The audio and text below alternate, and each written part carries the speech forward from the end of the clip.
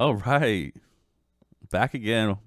Issue Quarter Book Club, Shiny Corner, Back again. Lionel Itchy, aka um, what was that? AK Bacardi, what? Bacardi McFly, Bacardi McFly? Oh, jeez. all that. When I'm in my rum phase, I like to call myself that. But I drink rum for like a little bit, not that. I go on a rum kick for like a No, month and a you half. don't. You don't hang out. You don't hang around with rum. You're like, I'm I drinking rum now, and then a few weeks later, you're like, okay, I'm done with well, rum now. I get too go with it, and then I have a bad hangover. I'm Mm. like, okay. I Beer's easier. see. Yeah, it's just so Beer's much work. just your go-to. That's understandable. You know You what know it what you is like. for streamers here? It's just like you can't be when you're DJing and stuff. You can't be making cocktails. No, that's true. I'm not Tom Cruise over here. Like I'm gonna spill something. First of all, I'm See drunk. if I ever go to Florida, I'll make your cocktails for you. If I ever get like if I ever like what like I wonder if those like top streamers have like bar like if they're partiers or whatever Bar staff. they have a bar staff. Got They have staff. people making them, sending them back, bringing them stuff as they go. But, those long streamers. Mhm. Mhm. They got someone making cocktails and bringing them food. Yeah, maybe. Yeah. Maybe that's what you need. No, I don't need that. I would never log off. You just be streaming I'd be 24/7. streaming. You're like, can you go pick up my kid for me? Thanks. Yeah. All right. So, we've had a long hiatus, but we are back. 2 weeks. 2 weeks. It's not that long. Long for us. Long for us. We usually try to be good with our schedules. We put a lot of effort into this preparation. So, but now Mm-hmm. we're good. Very We're good. good, and we're talking about two authors that we've We've already discussed. already gladly. Is this not our third William Trevor now? third. Third. I have recently. Shani knows this. I recently went to a bookstore, a used bookstore that I don't. It's in a part of it, like it's in a couple in a city below me, so I don't go there quite as often. But my daughter had some stuff going on, and I had an opportunity to go in there, and they had a whole like William Trevor section, and I bought a load of books, all by And then I had to buy some of the same books. yeah, yeah. I they I had to buy the largest book Yeah. of short stories. Usually we try. It's We try to, for this for the stream for the book club stream. We have, it's better if I buy a short story collection. Shiny needs to buy hers.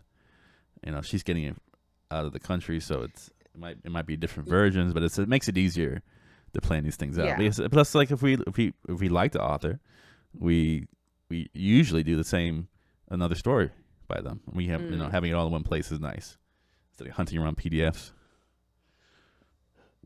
But this book is a doorstop. Yeah, it's big. I'm pretty sure I could kill someone with it. Yeah, I wouldn't want to, but I'm pretty sure I could. but for being a big book, it's pretty. The cover Mm-hmm. for a paperback, it's like a trade paperback, but it's mammoth. It's got a nice picture of William Trevor on the cover. Mine looks kind of silvery. It's not black and white. It's like silver and black. I don't know. It's pretty. It kind of looks like something like a gothic. Oh, it is from America, my copy, because it says in the back that it was $38 new. Yeah, no, I have it. Yeah, I have it in mind. Yeah, $38. This is in the front. Someone wrote it in pencil. Yeah, they got to use copy, but my copy's pristine. It's like is yours is this Penguin, but published by Penguin, but it's like an off-white, right? And then red. It says collected stories. Yeah, off-white, red, orange, and then mine is silver and black.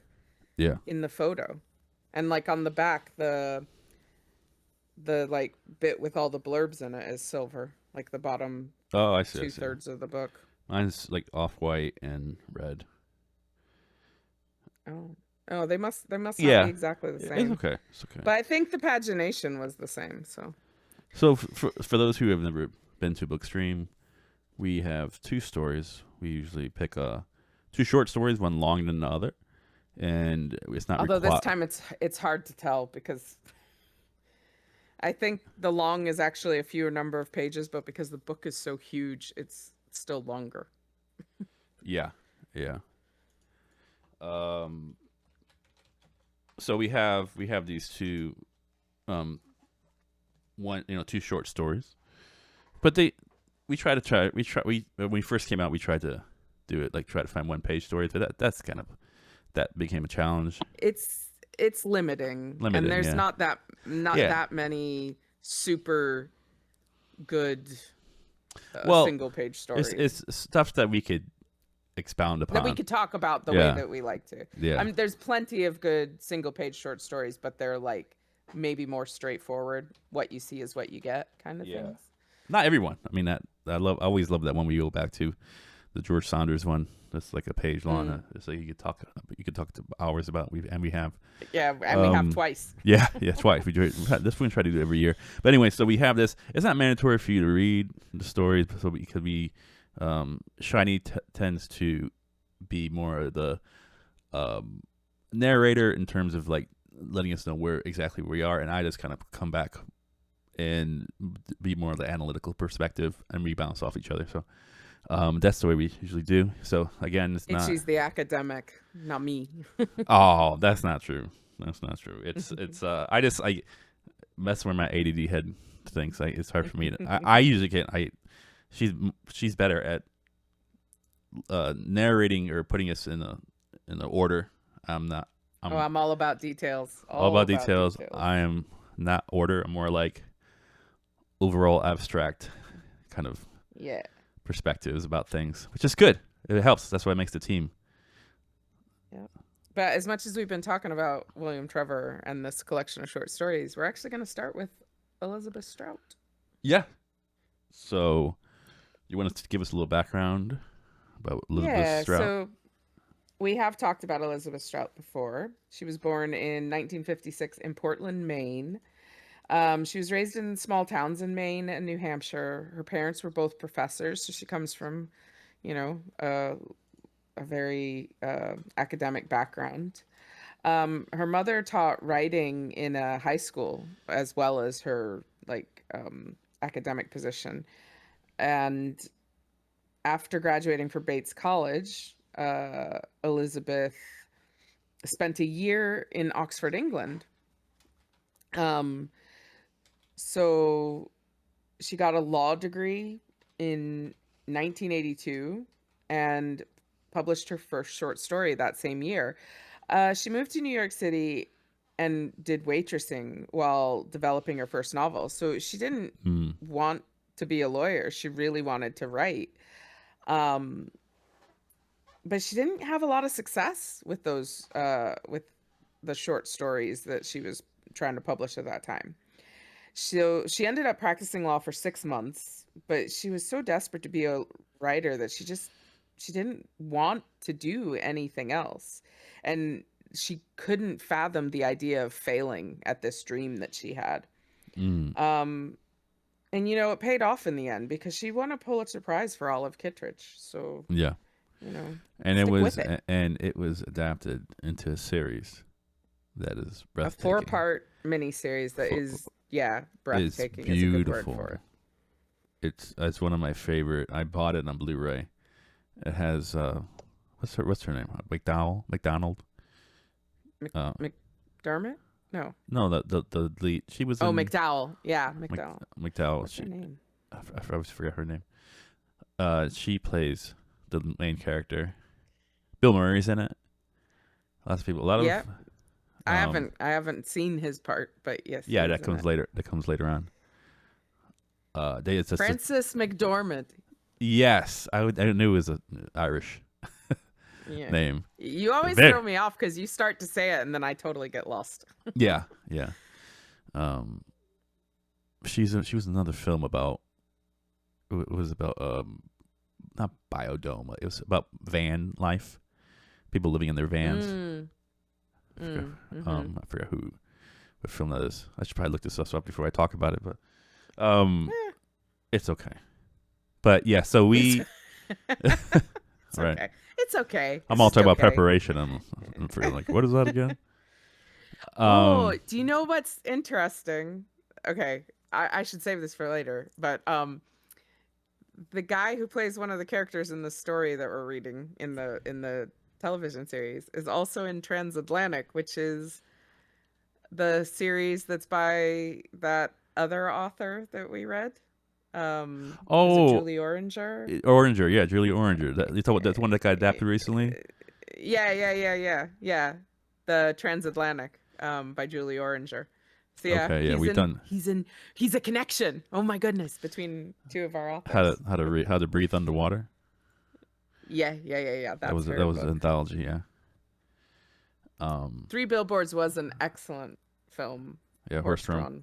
said that. Yeah, I mean, another actor that's kind of blossomed as she got older, Mm-hmm. but she's in this. Yeah, that's true. She's in more stuff, kind of like middle aged. Yeah, but yeah, so Olive Kitteridge is just to give some background is this a story that is interweaved, multiple short stories put together that Yeah, it's a have novel, it's a novel, but it's really but each chapter kind of could could, stand alone as a short story. especially this one that we're reading today. Um, so and they have some of the same. Usually in every story, Olive, the protagonist, is a character. Sometimes she's a main character. Sometimes she's like a side character. But it's like the glue that keeps these stories in unison. And it all takes place in beautiful Maine, very Hmm. coastal town here, and I just love the backdrop. But Um, and speaking to that, I would actually really like to read the first paragraph of this yeah, because I was it's thinking scene setting. I was today. I mean, I read this a while back, but I read it again. I always try to um have a refresher. But I was like reading the Hmm. scene; it was just beautiful. Really Yeah, set the scene. But go yeah. ahead. So the chapter is called "Incoming Tide," um, and yeah, I'll just start. The bay had small whitecaps, and the tide was coming in, so the smaller rocks could be heard moving as the water shifted them. Also, there was the twanging sound of the cables hitting the masts of the sailboats moored. A few seagulls gave squawking cries as they dove down to pick up the fish heads and tails and shining insides that the boy was tossing from the dock as he cleaned the mackerel. All this Kevin saw as he sat in his car with the windows partly open. The car was parked on the grassy area not far from the marina. Two trucks were parked farther over on the gravel by the dock. Yeah. So we have this. I really like that scene. We have Mm, this guy Kevin. Um, he's like just kind of observing all these things happen. mm-hmm. As we go forward. He's He's Yeah, he's been visiting. sitting there for a while. Yeah, He's not in any kind of hurry to move on. He's just kind of taking in the scene.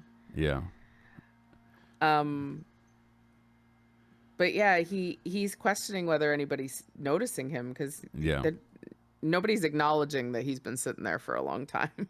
yeah. It does like, as this story has a lot of different perspectives. You have someone in the restaurant also Mhm. who's gonna play a pivotal role in the story. Is like Mhm. noticing Kevin sitting outside in the parking lot. Uh, I'm not. Should we go into her yet or before? Or Yeah, well, we so can. Yeah. just so we explain who Kevin is. Kevin is an adult, obviously, who hasn't been to the town since he was 13. He Yeah. grew up in this town. Yeah. Um and he moved away with his father and his brother. So he feels like he's a stranger here even though this is where he grew up. Um and yeah, he's just kind of taking in the area. Yeah. So that's Kevin. That's Kevin, his name Coulson. Um and then we swap over to Patty Howe. So And Patty Howe is in the restaurant. this is a common thing that you would if it's a William Faulkner thing. It's like a modernism type of thing where you're having one story, but you're having time is passing by slowly, but you're getting it because time is passing by slowly because you're getting it from different perspectives. So she's looking at him, he's looking at her, but they're in the same area. It's kind of like when it goes to the next character, it's like goes back to the site. Like he started, and it's maybe like 5 minutes went by, and then it goes to her looking at him 5 minutes before. So it's a little. It's like Yeah. it does like it kind of stays in the same. It's in that same 5-minute period, but coming at you from A different angle. perspectives. Yeah. Yeah. So we have Patty Howe. She's a waitress. Yeah, and she is working in this diner. And she's someone who's been in this location her whole life. Yeah. Also, we get like a an hint, ominous type of reaction here. yeah, of what she's going through because, she's sitting there working in this place and she's feeling a certain way. And I wrote in the margin, and it was confirmed later, I wrote miscarriage ? Because she's talking about how she doesn't have that queasiness anymore. Yeah. But it's saying that not having that queasiness made her sad. So I'm like, she's clearly someone who's lost a baby, and that's why not having morning sickness is actually making her sad. But she also has a memory about the guy in the car, Kevin. She knows him. Yeah. She can't place him at first. At first she can't figure out who he is, but then it hits her, and she realizes that it's this boy that she knew. And she doesn't have real good feelings about him. She talks about how she doesn't want to go over to his house. And so she's really grateful that her mother suggests maybe he should come to their house instead. So you get this idea that something went on in Kevin's childhood that's not great, and other people knew about it. Yeah. Well, I mean, it seems okay. It does, like, this story does this thing where you have introduces a character, then like a memory comes up. So she recognizes this person, Kevin, as being a childhood friend. I think maybe the mom wants them to be friends, her mom, but like Shiny said, that something happened in the house, or so maybe like. Well, she's scared of him as a child. She's a little scared of him and scared of his mother. Yes. So her mom says, "Why don't you just come? You and Kevin come over here." And like, I always like this is like a really nice scene. Like they go to her house and it's like a different atmosphere, and she ties a jump rope to one side of a tree, and then Kevin's like on the other side, and pretty much like just jump roping. He's or like spinning the rope for her to jump on, which I think is like a really for me it's almost he didn't seem bored or anything. I think he probably was whatever seemed more pleasant than whatever the hell was happening at his house. Yeah. But he also like did something to her, because it talks about how he the reason she was scared of him was he was tall, dark-haired, and deep-voiced.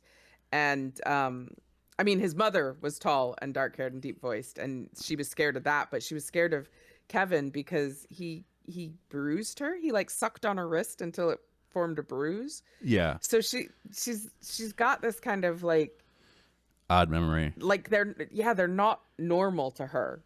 Yeah. Kevin and his mother. But it seemed like they had once he was out of that environment, Kevin and her had a better time doing like kids games, things like that. Maybe it's this and I get that. I mean, I've been over growing up, been over someone's house. It's just a different vibe altogether. Mm-hmm. You go to a friend's house, you don't know them well. Their parental situation is different from your own, or they keep a house differently, or it's just a different culture.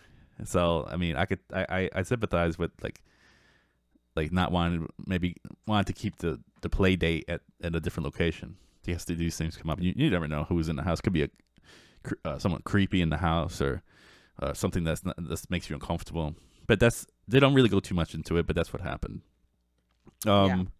So this time Kevin's doesn't notice that she's recognized him or looking at him, and he's kind of like looking over the environment. He notices a boy at the dock, Yeah. and this boy is like trying to like almost clean a fish, Yeah. and then like it's He's like kind of he's watching this kind of family interaction, right? Because it's a yeah, boy and his dad who are fishermen, and and you yeah, know the dad's looking out for the son. I think he kind of sees it as like quite wholesome. yeah. Oh yeah, it Um, wasn't like he's turned off by it. I think that he's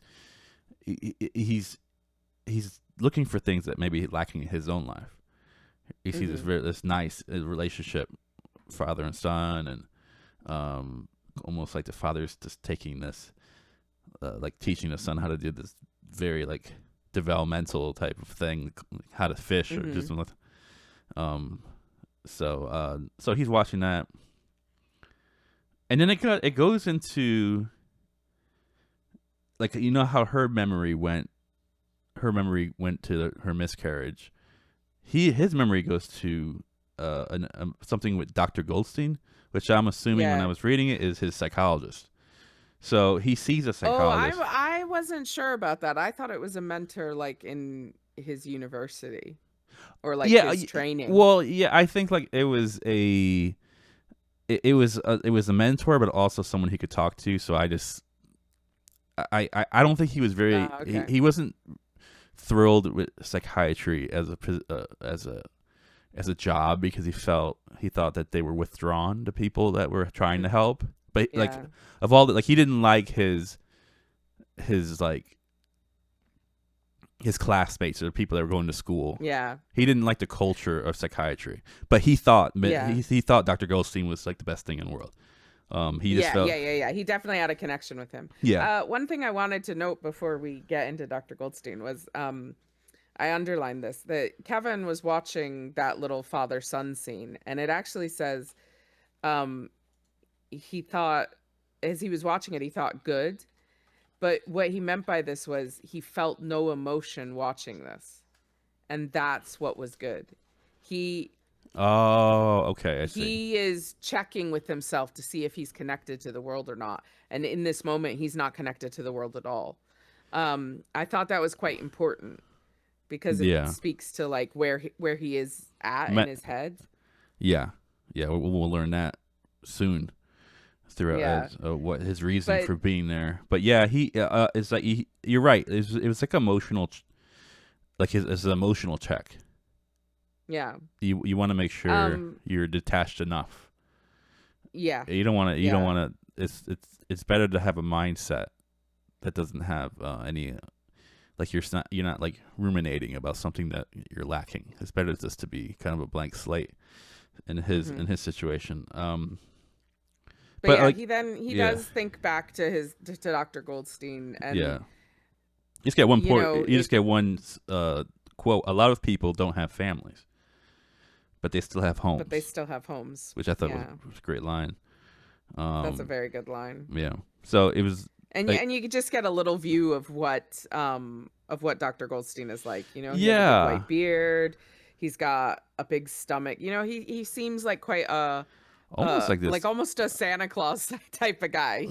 like almost like a fatherly Uh, figure, yeah, as close yeah, as he can get it. definitely. Because we learn later in life that he doesn't really, or later in the story that he doesn't really have a good relationship with his own father. So, um, this for him that even for Dr. Goldstein even broaching the subject, Hmm. he could it implies that they have a relationship because he didn't Yeah, like throughout the story he's very kind of cut off or not cut yeah, off but it's private. So the fact that this guy knows him, like if that's a response, if someone said that in the response, a lot of people don't have families but they still have homes. That's the end of a conversation, that yeah, very personal conversation.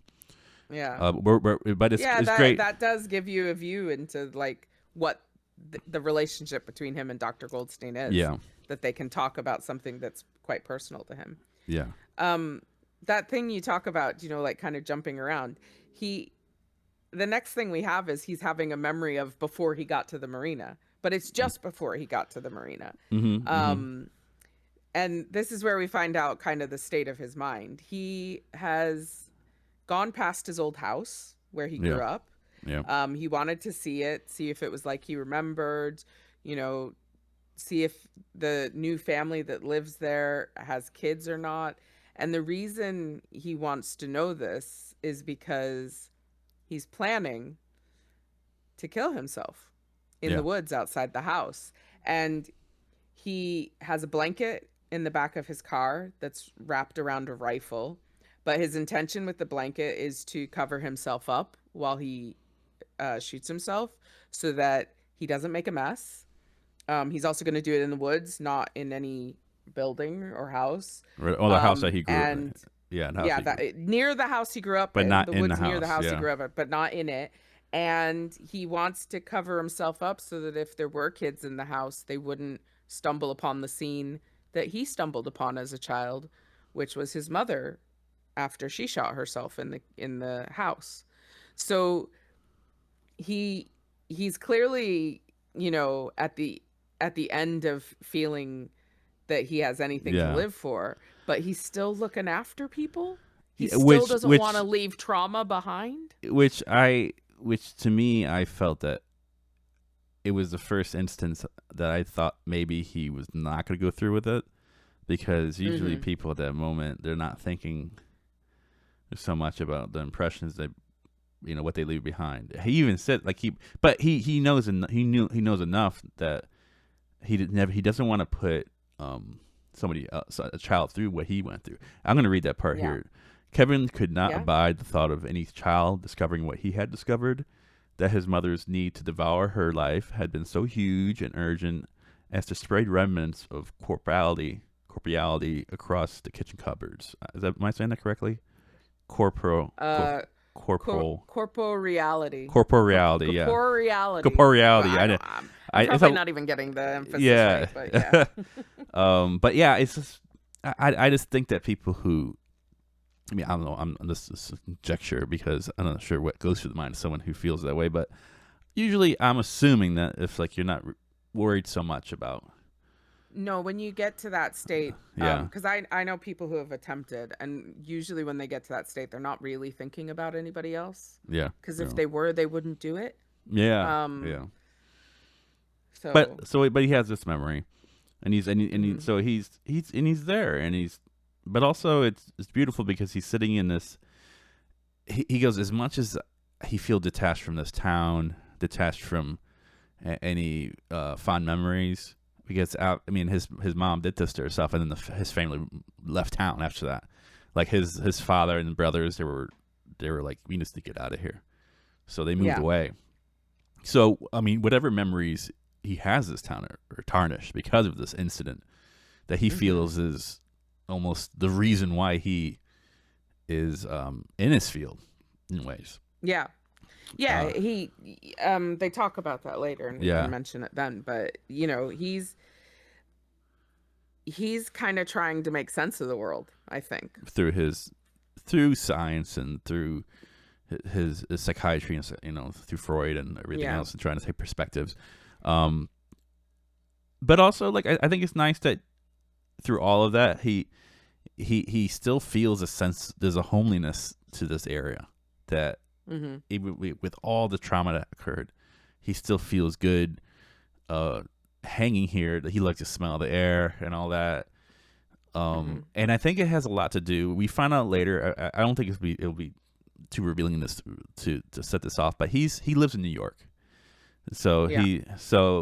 and there's something about New York. He says, I'm here, but no one really acknowledges me. His views of New York has changed. Yeah. He He can see kind of live there in anonymity. Yeah, but there was something like and I get that maybe at some point the anonymity was good.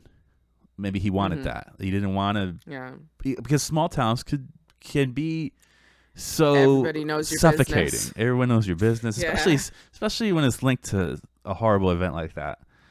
Mm. Um, so maybe a place as far as like social, like removed as New York, you could blend, you could hide and He play could side. disappear and be normal, Yeah, not be the kid whose mother killed herself. but even with that, I think it's crazy how he could come back here and miss it a little bit, Yeah.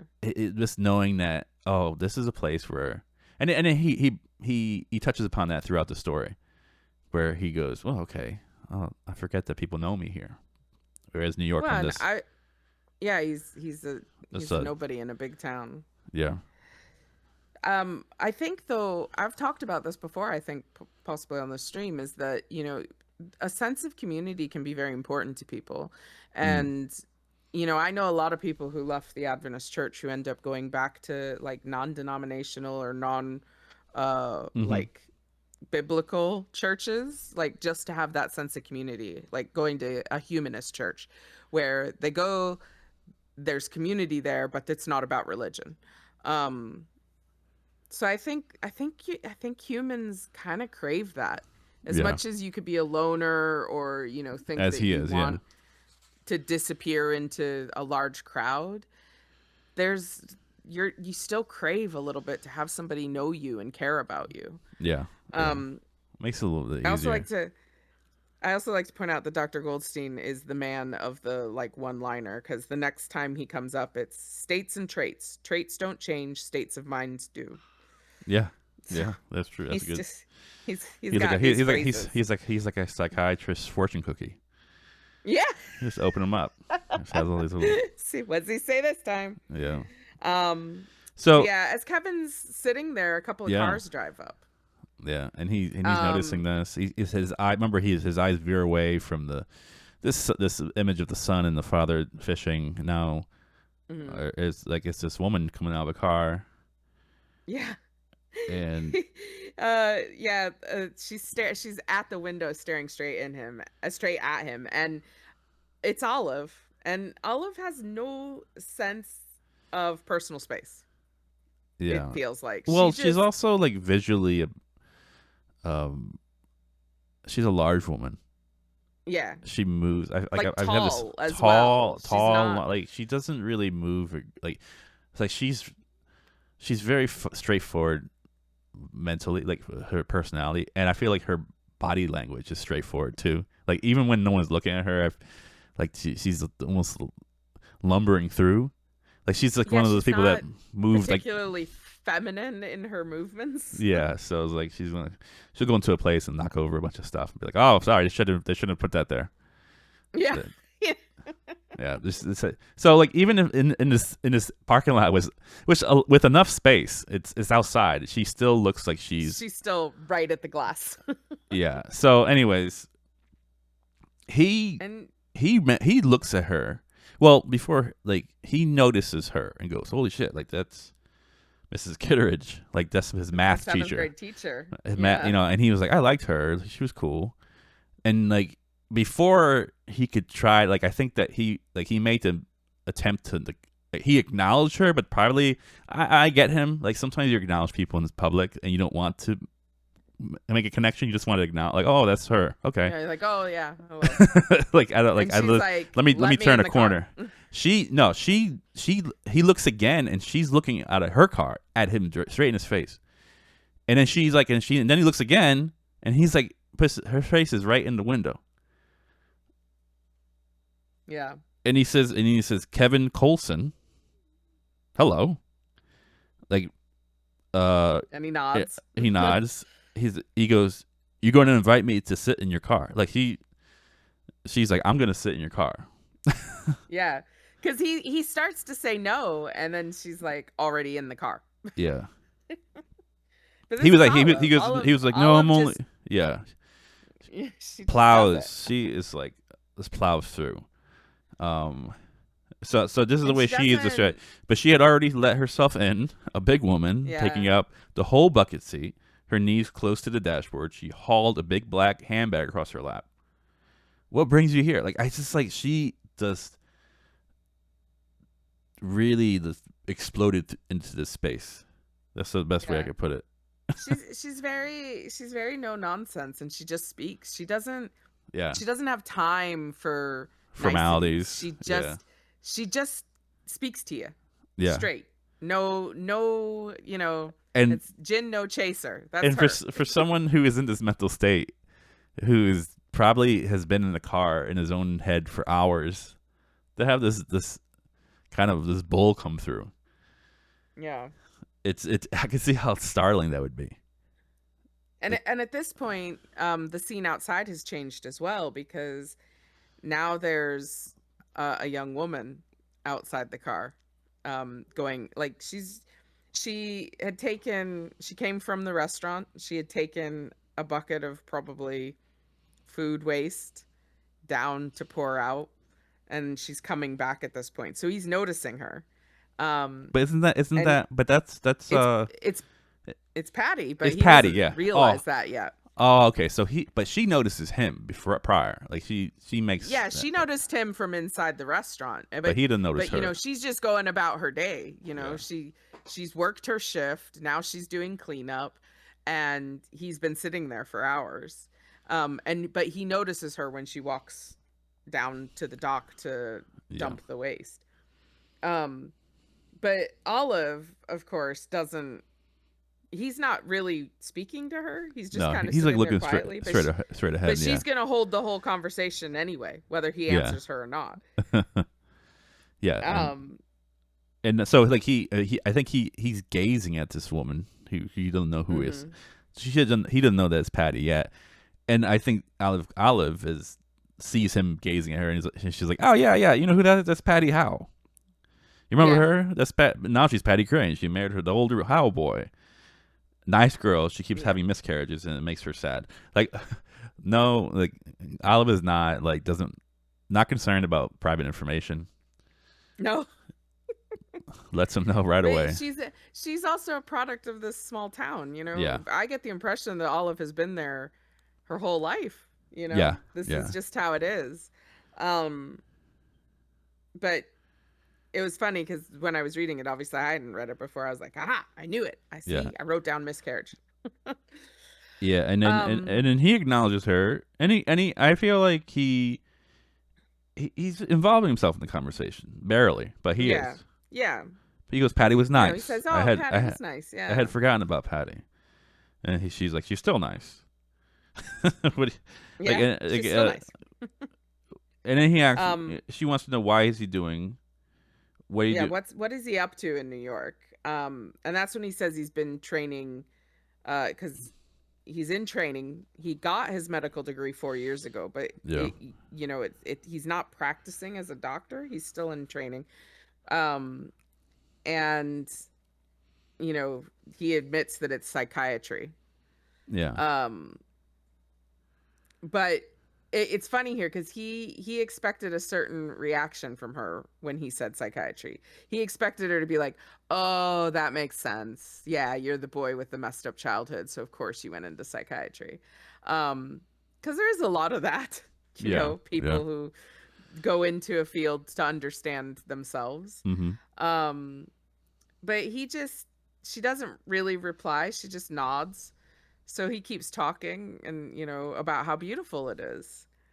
Uh, He doesn't really give her a he, chance, and I feel like I feel like I don't think he was expecting an answer like that from her because he hasn't been around Olive in years. So mhm, I think it's maybe when I read that his decision to say he's in psychiatry usually has like somebody has an opinion. Maybe mhm, his social circles that say have opinions about psychiatry, or they so maybe someone has everybody has something to say, and it kind of shocked him or made him feel better that she didn't have anything to say, no, just um, nodded.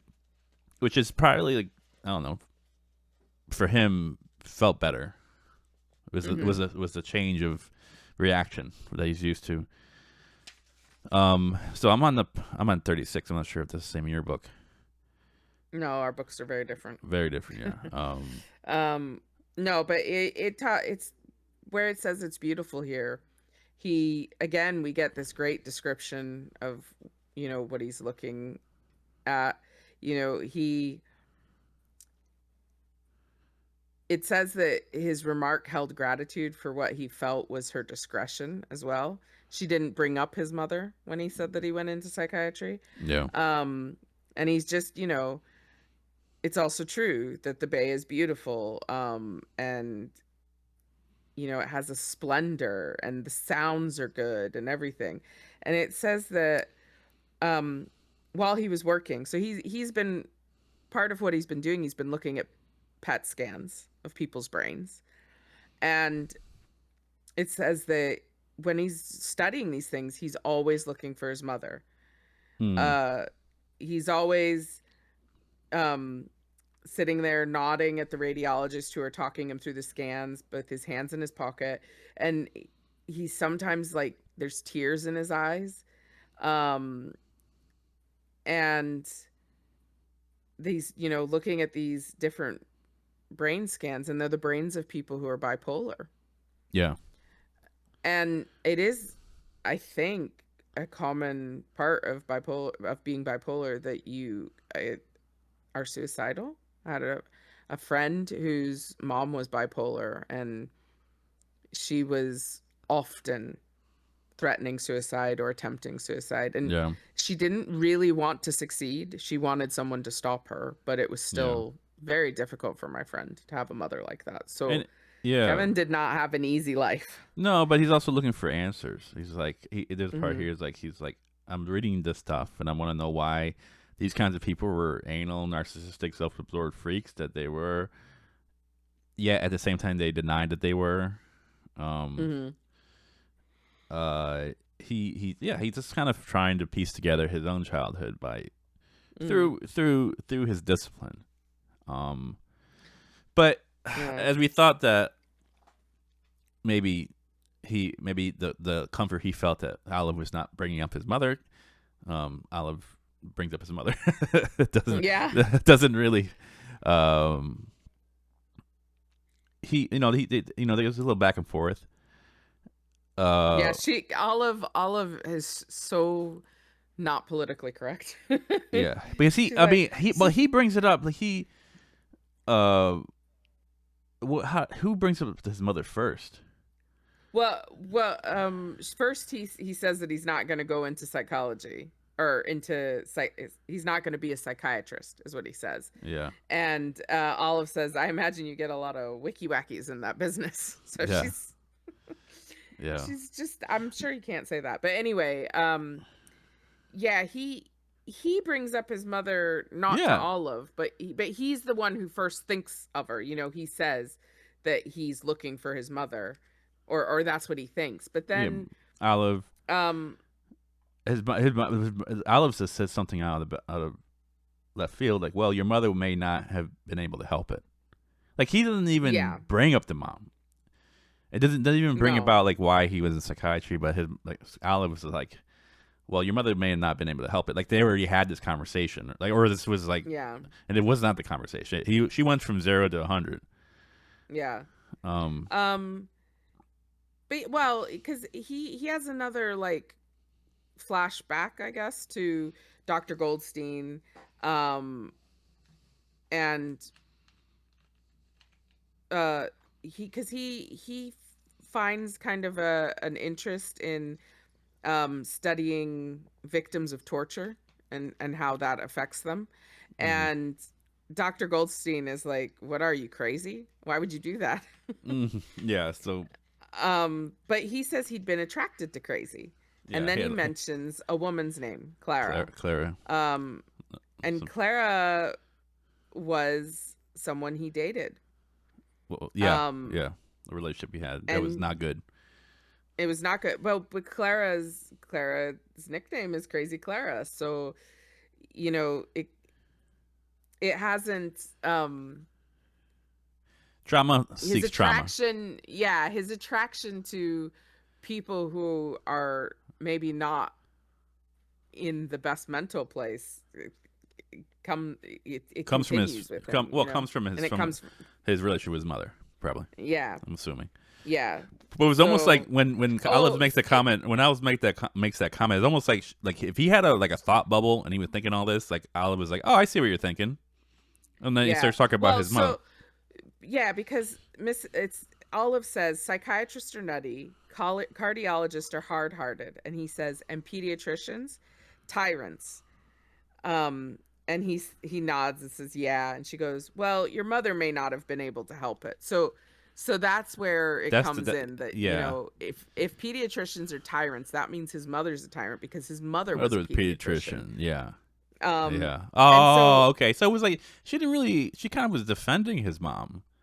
yeah, she Yeah, was. because I think like he I pretty much think he had something to say about like she had a little something to say like she pretty much said psychologists are tyrants or pediatricians are tyrants, pediatricians are but she tyrants. doubled back and she's like, no, but your mom's cool.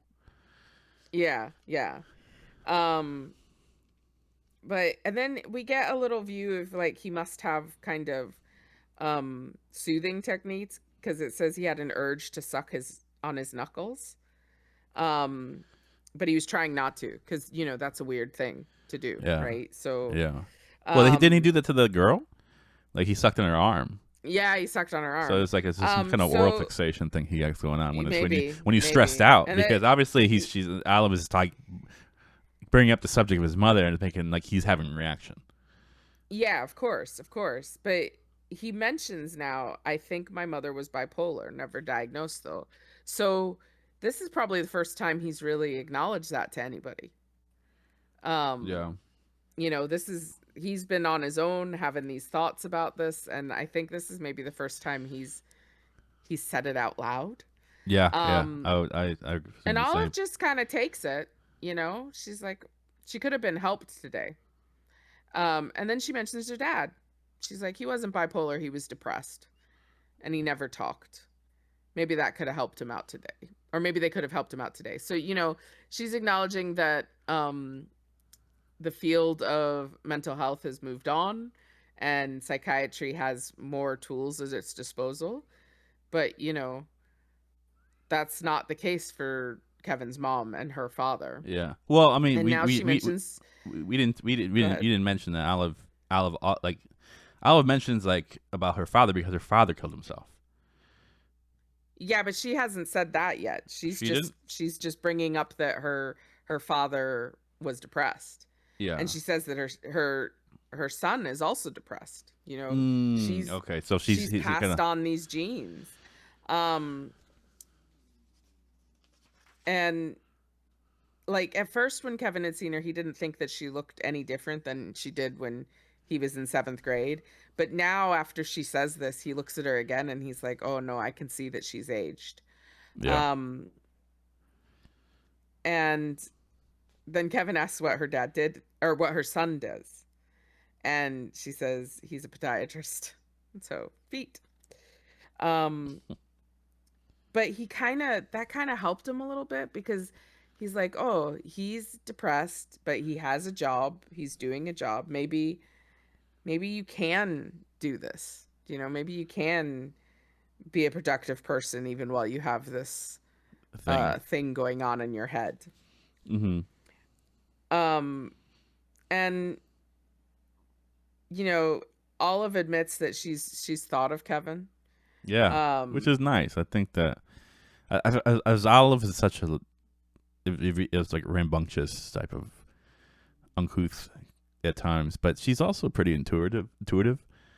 I think and she sensed caring. and caring. Yeah, she I think that she it I think in the when we're gonna watch the scene that from the show after we read this, and you'll see there's gonna be some stuff that in the show that you'll see that things that she picks up on about Kevin, Mhm. and I think that it's a little less obvious in the book, but she does. I think she's noticing. She's kind of putting things together. Like, why is this guy here? Yeah. Like, Yeah. why is of all places sitting in a parking lot of a town he used to live in by himself, not making eye Yeah. contact. And so the fact that she's like, giving them like morsels of hope. Like, hey, I think about you, Kevin. I think about, like, she didn't have to do that, but I think No. she When picks up on the fact that there's something off, going on, yeah. and he needs a And little bit she of tells love. him she tells him that she liked his mother. And I think that's important as well, because I think he probably looks back on it and thinks the whole town must have thought she was crazy, Yeah. saw her behavior as, not good, and really just it's a stain on the town that this woman Hmm. acted the way she did and then ended up killing herself. Yeah. But And Olive compliments her gives too. him, yeah, Olive gives him a bit of normality. Yeah. Olive liked his mom, She said she was thought she was smart. great. She was a smart Yeah. woman. Which is also, I feel, maybe something that gets overshadowed. She is a doctor herself, but Hmm. something as senseless as suicide, we sometimes we think that these people are not, because they're not rational, they're not smart. But Yeah. she clearly was. But it overshadows her intellect. That why would Yeah. she do that and leave her son behind and her family? Like, how selfish. So it's for her. Like, it's the first. Well, it's the first time that he's in New York, and Hmm. nobody knows about this, and it's like it kind of Yeah. not freaks him out, but it makes him happy that, or gives him a homely feeling that, oh yeah, people here know my mom. Like, nobody knows my mom in New York. Yeah. And this is when Olive reveals about her father. Mm. She says, "Don't know if you know this or not, but that was the case with my father." And Kevin says, "What was?" She says, "Suicide." And I think because she says that word, he immediately is like, "I want her out." Yeah, she he gets she he a hit little. too close to home for him, and he's like, "Okay, she's got to go." Yeah, it was. Well, he's just a little bit now. He's a little vulnerable because is this going to be the person that's gonna um mess up my plan, kind of thing? Like, Yeah. this was a thing in my. He's been thinking about this since New York. Um, Well, he's been thinking about this Planning. in New York, probably because he's made this decision to drive to this location. So um he's probably been thinking about it for some time. Uh he's he can tell that she starts talking about New York, and he admits that he's not in New York. Yeah, Um and she's like, what do you mean? Excuse me? And he says, I'm not in New York anymore. And this kind of gives more questions. Olive, mm. he feels like Olive's going to ask more. He can, like, And he doesn't really want to. he doesn't want to talk To about go it, but on he that feels like the she's go going yeah to. to go on that road, he would have to kind of say everything, Yeah, like address things he doesn't want to bring into the light of day. But Olive's not paying attention to him anymore. Suddenly she's looking straight ahead out the window, and he looks up to see what she's looking at, and Patty Howe is back out. She's got shears in her hand. It's really windy, her skirt's blowing, but she's out trying to clip some of the rugosa bushes, the flowers off of them, because there's little white blossoms all over it. So he keeps watching yeah, um Patty out the window, and then doing he these things. asks how'd he do it about Olive's father. Yeah, And Olive, just matter of fact, is like, "Oh, he shot himself." Um, so they share this. yeah. I They guess, both experienced the death of a parent by, you know, shooting themselves. and there's another thing I want to bring up too. This is like Hmm. his fourth grade teacher, and I know. I mean, Seventh grade. seventh grade year. I mean, yeah, seventh grade year, but still, it's still the when you have those titles, especially when you're younger and you have a teacher. like you just feel like you only know them in a certain environment. And so Mhm. like, to have this, like this is like even like throughout the story, he's saying like he wants to kick her out, but there's something about her because he remembers her as the seventh grade teacher that he's almost under the spell of her authority. And Mhm. and I think that is also a thing too where at that age you see teachers as larger than life and like Yeah. these authority figures, and then like to have these conversations that are so candid and unrestricted is must be weird. Yeah. This to do. Yeah, I for remember sure. seeing a teacher that was I saw her in school, but then like I learned her son like she had a divorce and the husband was really violent to her, and it was like it's weird to think of because I saw her in the classroom only, so to think that she had this other Mhm. side of her, and I had to hear her talk about it. It just feel it kind of broke my brain, Mhm. and Yeah, I had that with my 4th grade teacher because we left, like she was my 4th grade teacher in Chicago, and when we left I didn't expect to, ever see any of those people again. And then she ended up moving to Tennessee as well. mm, And then it was like I was an adult and she was an adult. And that was weird to me cuz yeah, that's right. I That's knew her as a yeah, kid.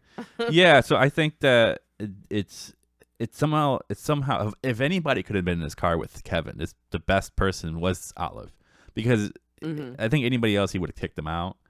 But because of this, Yeah. like I said, this authority thing, the fact that he knows about his past, it's like it's too. I don't think he could react in the same way with anybody else. So I just like the fact that it was a great character to put in this situation with him. Um, Yeah. um, so from there, where we what happens now? So she's still in the car. He's telling about her Yeah. father. Um, there's a he's trying She to she mentions he's trying to kind of change the conversation. He's seeing boats outside. He just kind of does a yeah. left turn. It's like, oh, do these boats ever get Yeah. loose? Um, Well, cuz it's really windy, right? yeah, And it makes sense that if a big storm comes through, the boats might come unmoored. Um And, I was like, "Oh yeah, sometimes, but it's not really as much as you think." Um, but she mentions that, the the marina doesn't really want to have these boats get lost because, if it does, then they could be held responsible. but it's like And it says like he's he talks about boats getting loose, but it kind of it turns into it aligns with his conversation about suicide because he instantly goes to thinking of a bullet. And he has this crazy memory. He goes, I'm going to read this line here. He knew that 22 caliber bullet could travel for 1 mile, go through 9 inches of ordinary board. But after the roof of a mouth, the roof of a house, after that, how far did it go? So it's like I feel like he worried about boats getting loose to try to divert the conversation to something that's more comfortable to talk about. But then the mhm, boats are like knocking loose another memory of like him mhm, thinking about how like this is about his mom, like about how where did this bullet go that yeah. entered her. So it's just crazy how even if when he tries to talk about something different, it just always comes back to that. So it's just Well, because in his head, that's where he lives a little yeah, bit, oh yeah, yeah. So it's just one of That those. that That's an memory yeah, is where his brain, like, that's the place his brain stays. yeah, yeah. So it's like imagine like he's just always in his mind about this, like you said.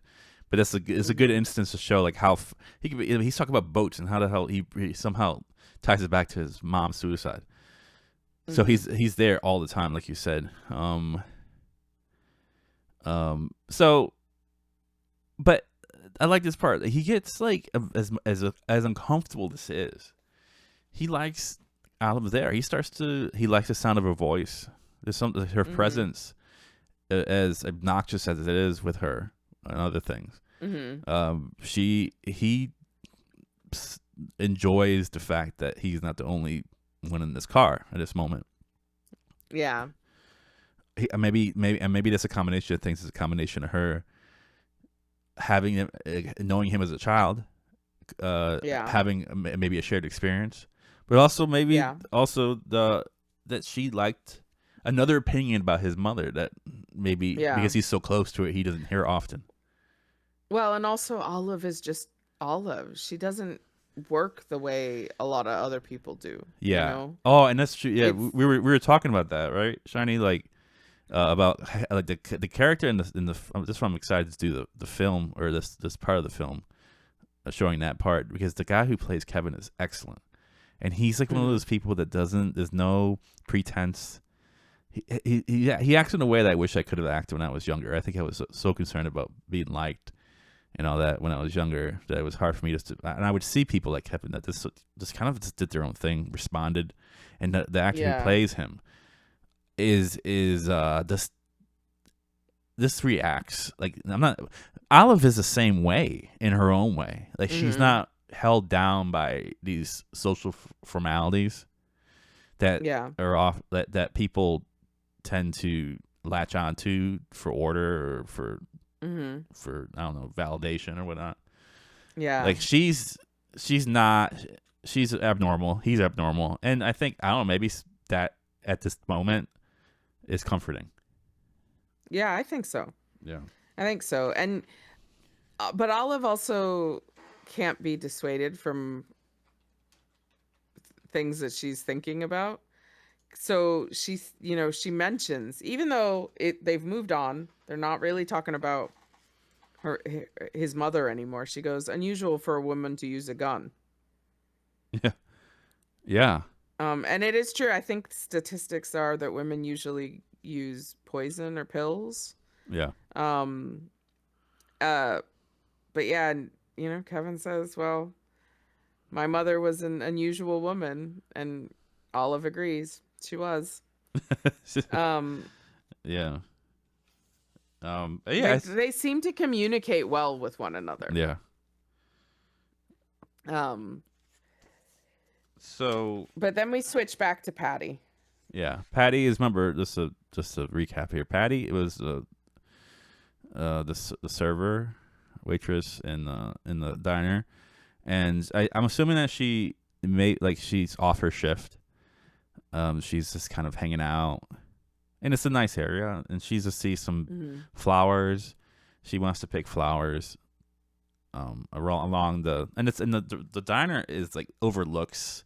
It's a cliff and it overlooks the ocean and everything else. So it's a nice. Well, yeah, it's up above the marina, Yeah. kind of.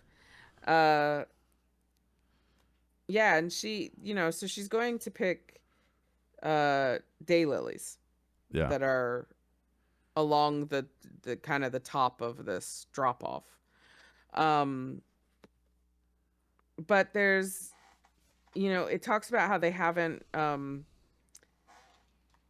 put up a railing or anything. Yeah. Um, The town notes this that yeah, that maybe this they is a should do spot. something about this, This is a but spot. Yeah, that's a little like a child come and fall, like not misjudge the distance yeah, and fall. So a little foreshadowing, to say the least. yeah, but so yeah, she's going along and she's cutting flowers and she notices that Olive has joined Kevin in the car. Um, So and that makes her feel safe because despite Olive being quite abrasive in her personality, she's trustworthy to people in the yeah, town. yeah, She's a fixture who's been there a long time and she doesn't do things that don't make sense really. and that, She's very pragmatic. and that that's a in another great quality about Elizabeth Strout. Like she doesn't really have to say that like Patty's looking at Patty is like I think is not verbalizing it, but she's probably like, Hmm. why is this guy that was somewhat of an odd kid in his car by himself in a parking lot, Mm-hmm. and maybe so there's she maybe Patty's putting together the putting together the pieces, but knows enough Yeah. that Olive is there.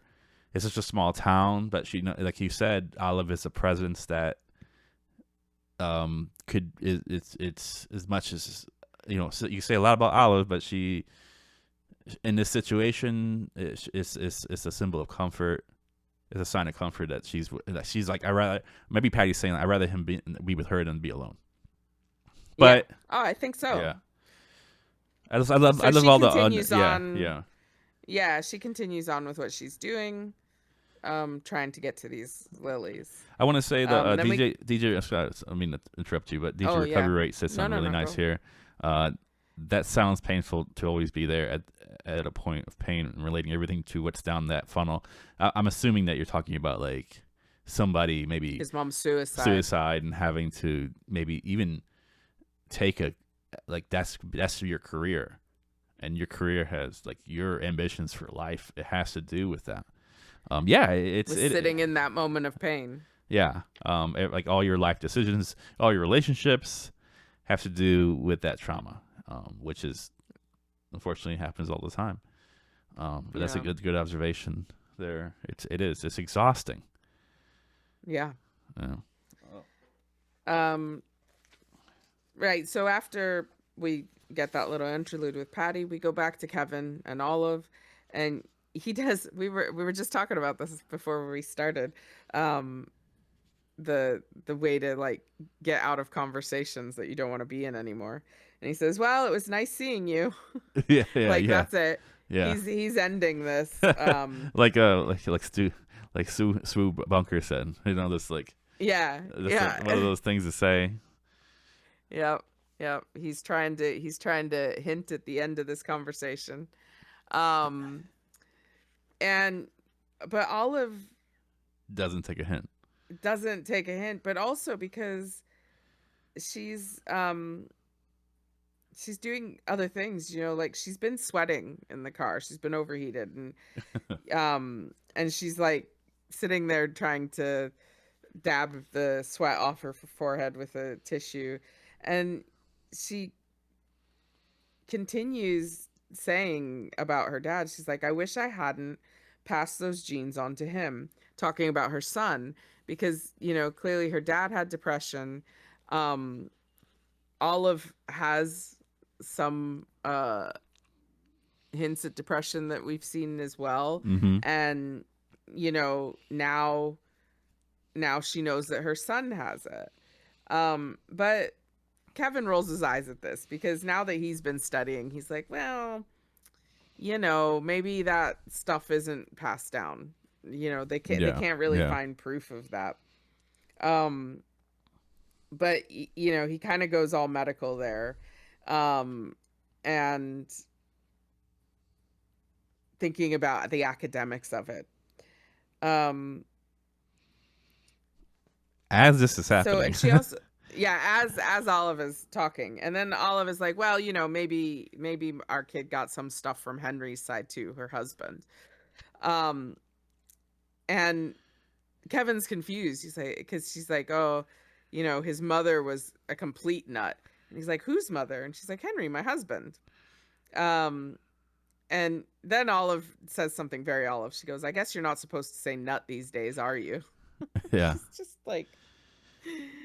And I She think like cracks me this up. this was an opportunity for Kevin to be like it's like for me kind of like small town mentality, like not like he went to school for this and like a lot of small towns or some place like it's like even though he likes the nostalgia and being here and people know him, it's like that little instant like someone bringing up like something that could be maybe disproven.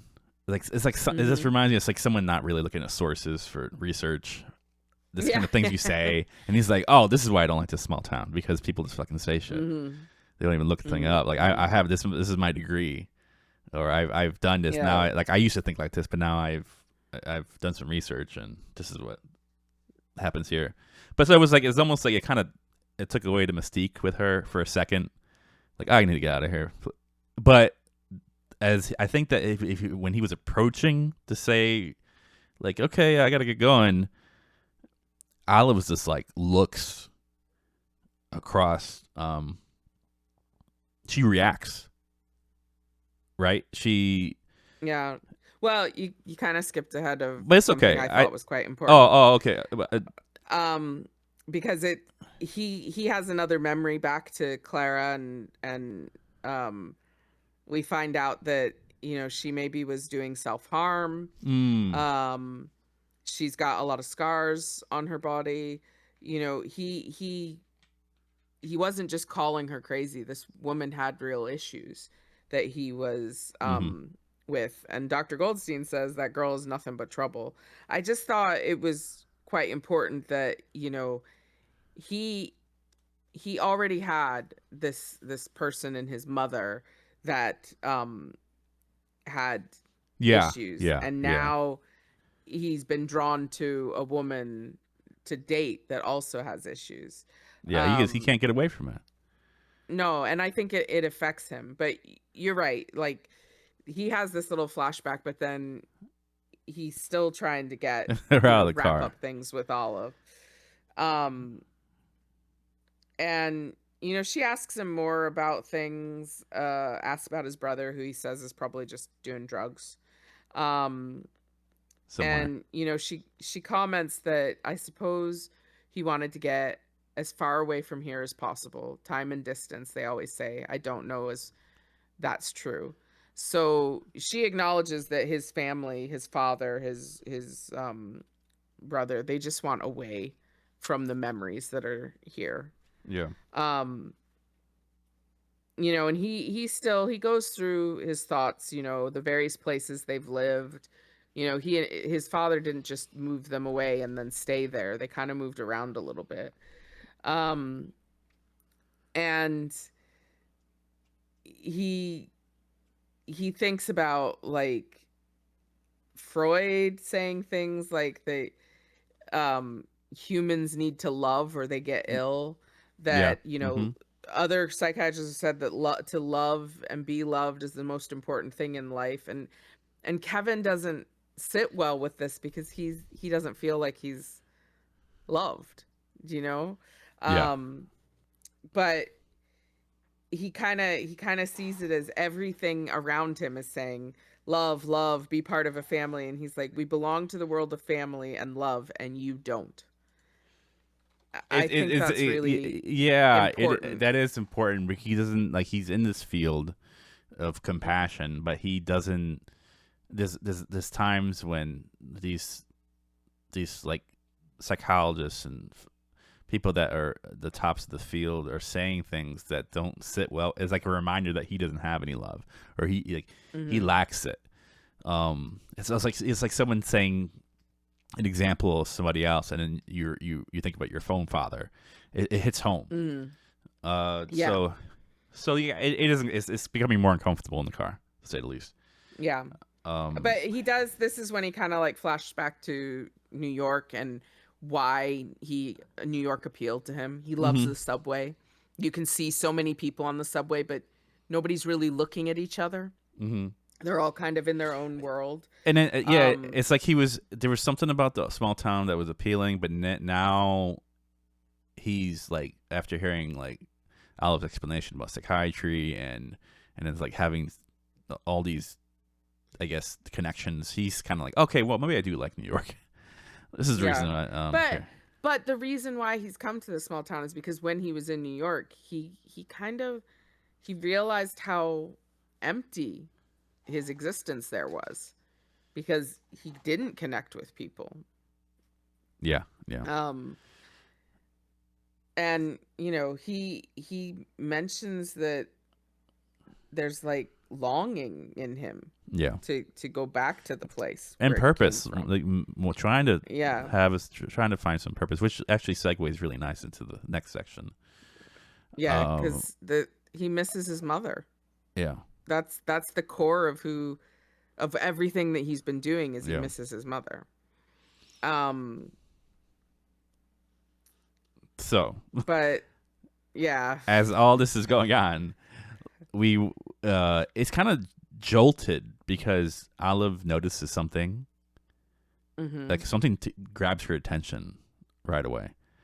Yeah. She exits the car in such a way that even Kevin is surprised by how fast she moves, because this is a larger woman.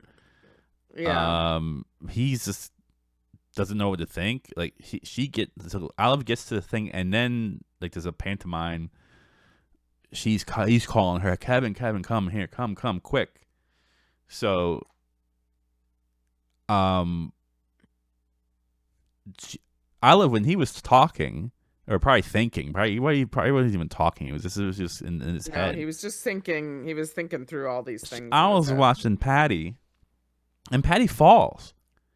Mhm. Like Patty, like this was on the cliff, and then she's like, it's not there. She just and Kevin rushes over from after seeing Olive like yell for him, and Mhm. sees like what looks down, and what does he see? Yeah. Patty is like struggling to keep her head above water Yeah, she fell down. in the bay. Yeah, She's fallen from where she was picking the flowers. And she's now in the water. And um, you know, Olive is like shouting for him to do something. Uh, and he he, starts to slide down the it's kind of like it's steep, but it's like a slope too. So yeah, he's like kind of sliding down it, is but ripping like his with his front skin. to the rock. It's Yeah, ripping his so skin, he's his getting clothes. scratched as he's like sliding down these rocks. Um, but he jumps in the water, and he reaches for Patty, and he Mm. misses her at first, but then he's able to grab her and hold on to her, and he manages to like hook his foot onto something under the water so that they don't get pulled out further. um and the water keeps, it's very windy, so there's waves, and the water keeps rising over their heads and going back down. Yeah, And he sees Patty fighting to live, yeah. Mm-hmm. and it Does changes something. something in his brain. um and he decides whatever he does, he's not going to let her go. Yeah, he grips her arm with more force to kind of Yeah, let her he's going to know that save her, and all he has to do is hold on to her until help comes. which he could tell, but he just judging from Olive's movements up top that he knows that help is gonna come or something like that. That's what it. Yeah, Olive is gonna go. She's gonna get somebody to Yeah, help. yeah. And if Olive's gonna do something, it will be Oh, done. That's just the way that is Olive true. is. As we both me and Shiny know from this book, as we Yeah. read most of it.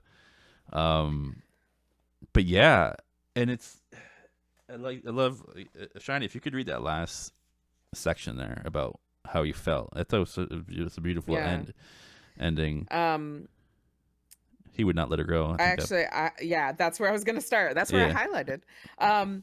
He would not let her go, even though staring into her open eyes in the swirling salt-filled water with the sun flashing through each wave, he thought he would like this moment to be forever. The dark-haired woman on the shore calling for their safety, the girl who had once jumped rope like a queen, now holding him with a fierceness that matched the power of the ocean. Oh, insane, ludicrous, unknowable world. Look how she wanted to live. Look how she wanted to hold on. yeah. When you read that, I was thinking also like the detailed dark-haired woman. I wonder if that like he saw Olive as his mother for a second because his mother had dark hair. Yeah, because he doesn't say Olive. He says the dark-haired Dark-haired woman. You're woman, right. almost like if he can go back in time, he wishes that someone was there to save his mom. Like at that moment that she did the unspeakable. Like someone Yeah. intervened. Now he has intervened. Somebody else is what we think is which is not really. It leaves it up to interpretation. Like why did she fall? Is this an accident? Yeah, I think I Yeah, I think it was an accident. That's my impression. I You know, yeah, she I was thought it up was. on a I thought it she was. was up on a high, possibly Well, slippery he yeah she precipice, and the wind blew her off over, you know, yeah because he mentions, I didn't read that part earlier, but he yeah mentions the that's a, wind hitting him as he got out of the car and how yeah much force was behind it. yeah, and she was, and it shows. I think there was a part here that said saying about how she was this looking at collecting these daylilies and not noticing the debris or something like rocks Hmm. around her. Like Yeah, it's very like this, yeah, just not, she's not feeling like she's threatened by the landscape at all. But yeah, yeah. which is not a good So she place to be. You just don't. keeps doing what she's doing. Yeah, which is not. It's like it makes you incredibly vulnerable for a fall if you just trust. Hmm. You're not thinking that anything could hurt you, but it did. But yeah, it's what I mean for him to think that it was, even if she fell, if I don't know how Kevin interpreted it, like if he interprets it as a suicide, it's more of a reason for him to be Hmm. involved. It forced him to be involved. Um, Yeah, and even if maybe the scenario was different than maybe something that happened with his mom, it was enough of it jolted him out of this feeling of despair. yeah, yeah. I Yeah, think that's right. DJ Recovery Rate says he probably felt vital, but connected in a way he may have been searched for. Yeah, that's such a, you put well put. Yeah, he just didn't feel part of the human condition. Maybe like he felt outside of it. So this, Mm, her falling in the water and then him, like imagine like you're in your car. I could, how the juxtaposition between like you're in your car and then all of a sudden you're in cold ass water. It's so mhm, it could almost like feels like a baptism or something. Like it could be it shocked him hitting that water, and it's his adrenaline. He fell down that, mhm. he's sliding down this thing like his chest is probably all scraped up. Yeah, it was, and oh, DJ Recovery Rate's absolutely right. He was holding her with the strength to match the ocean.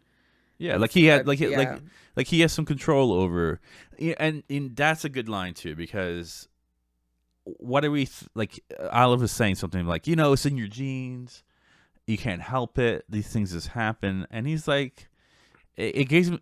I feel like him going in there and saving her gives him some agency in the process of agency in how things work out. yeah, Like yeah, why like screw the whole gene conversation. I don't want to say that I'm predisposed for this stuff to happen. I want to control. yeah, There's some. I'm not just sitting here waiting for me to be the next one, like or just to fall out. I'm like, I feel like maybe he felt that I'm just accepting my fate because my mom killed herself, so I'm gonna kill myself. Like this has just happened because yeah, we're screwed up and we have nothing to do with it. Doesn't matter what I do. Doesn't matter, what kind of degree I get or what kind of life I lead, how much money I make. It's just gonna end the same way because it's in my genes. It's I have no, I can't divert. I can't take myself out of this loop. But he did. He did.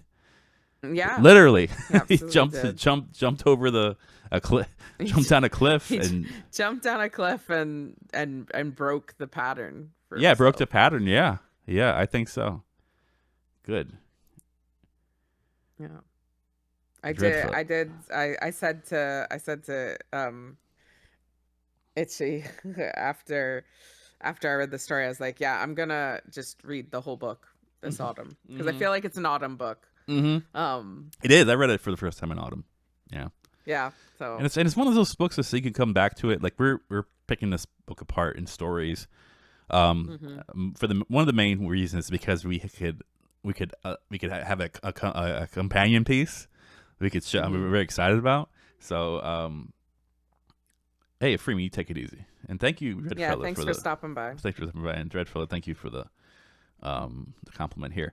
Now, if everyone is here, we'd love to. We're going to switch over to the History Quarter film time, Yeah. and we're going to just play this. It's not that long, Mm-hmm. but it's gonna be pretty much what we just the story that we just read, acted Mm-hmm. out. So I'm gonna switch over here, and I'm gonna stop the recording when we right here, and remind me to put it back on. I will. I will. All right. I figured that was the other part to get mentioned, Yeah. but that was good. I forgot how that. You know what, seeing that now I understood that like what's the reason why one of the reasons why he wanted to off himself is because he has what his mother had. Yeah. I didn't make that Yeah. connection. And well, it does Um, have that scene, and it does in the book. It does. it She talks does about her looking like an an elephant, elephant. but I just thought maybe it was like just a daydream, but it's like he's having visions because he like Yeah. when she was picking flowers. Did you see the snakes coming out? Yeah. Yeah. So I forgot about those yeah, snakes, actually. and he was every time he mentioned the mom, he mentioned the snakes, and it went Mm-hmm. he meant the whole thing in the letter, and then also in the beginning when she's like sweeping When the she's tub. saying they spit at you. Yeah. So I just think he wants to do that because he has it as well. Mm-hmm. Yeah, it was Mother Medusa. It was. Yeah. I kind of forgot about that. I'm not sure if that was embellished. The snakes thing, I think, was possibly embellished, but it definitely mentioned Olive looking like an elephant. And when I read it, I was thinking, oh, it's just because, she's a big woman.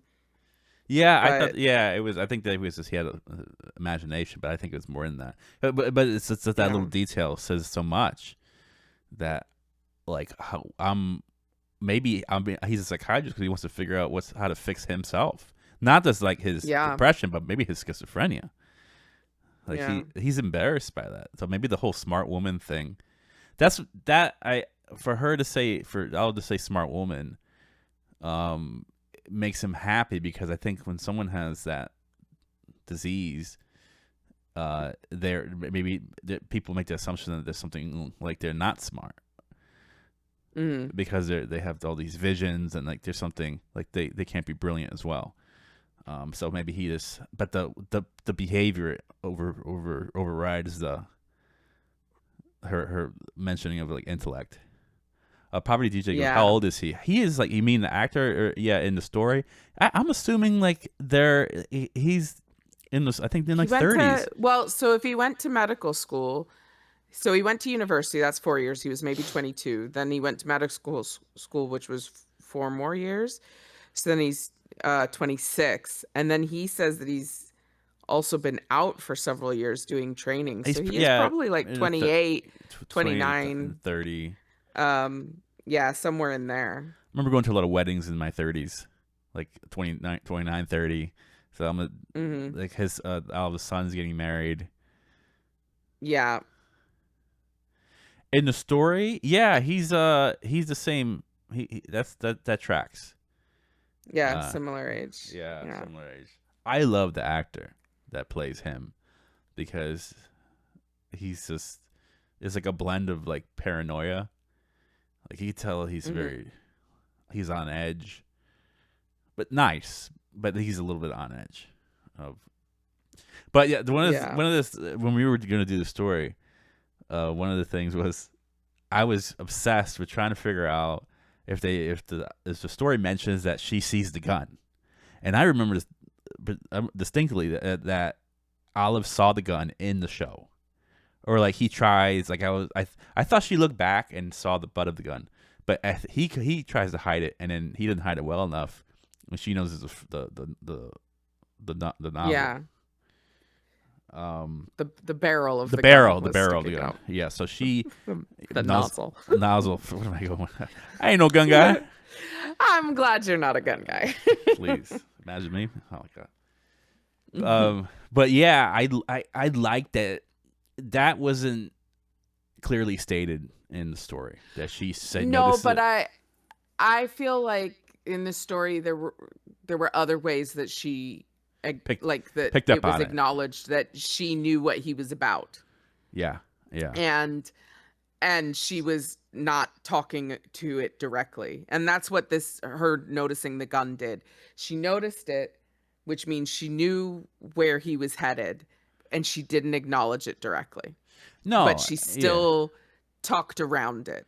And I think that her seeing it in the show uh maybe kind of gave us a visual for what was written in the story, even though it wasn't written exactly, you know, the same way. yeah. And maybe she was, maybe she noticed it before looking. Maybe you can't see it, but maybe she noticed it in the window Yeah, maybe she noticed it. before Yeah, possible. she. If it was that uncovered in the backseat of his car and she came around from the back, She maybe probably she she might absolutely she. noticed it and was like, "I'm gonna have a chat with him," I'm you gonna get. know? Aren't you gonna let me in? It's like very this forced therapy. Mm-hmm. Mm-hmm. Mm-hmm. Yeah, Yeah, I think you're right, DJ Recovery Rate, that that's the reason why she has to get into the cars because well, he she was saw the listening to that gun. music pretty loud, and he was in his own world. I think Mm-hmm. that he was starting to have little visions here and there, and like maybe the music is a way for him to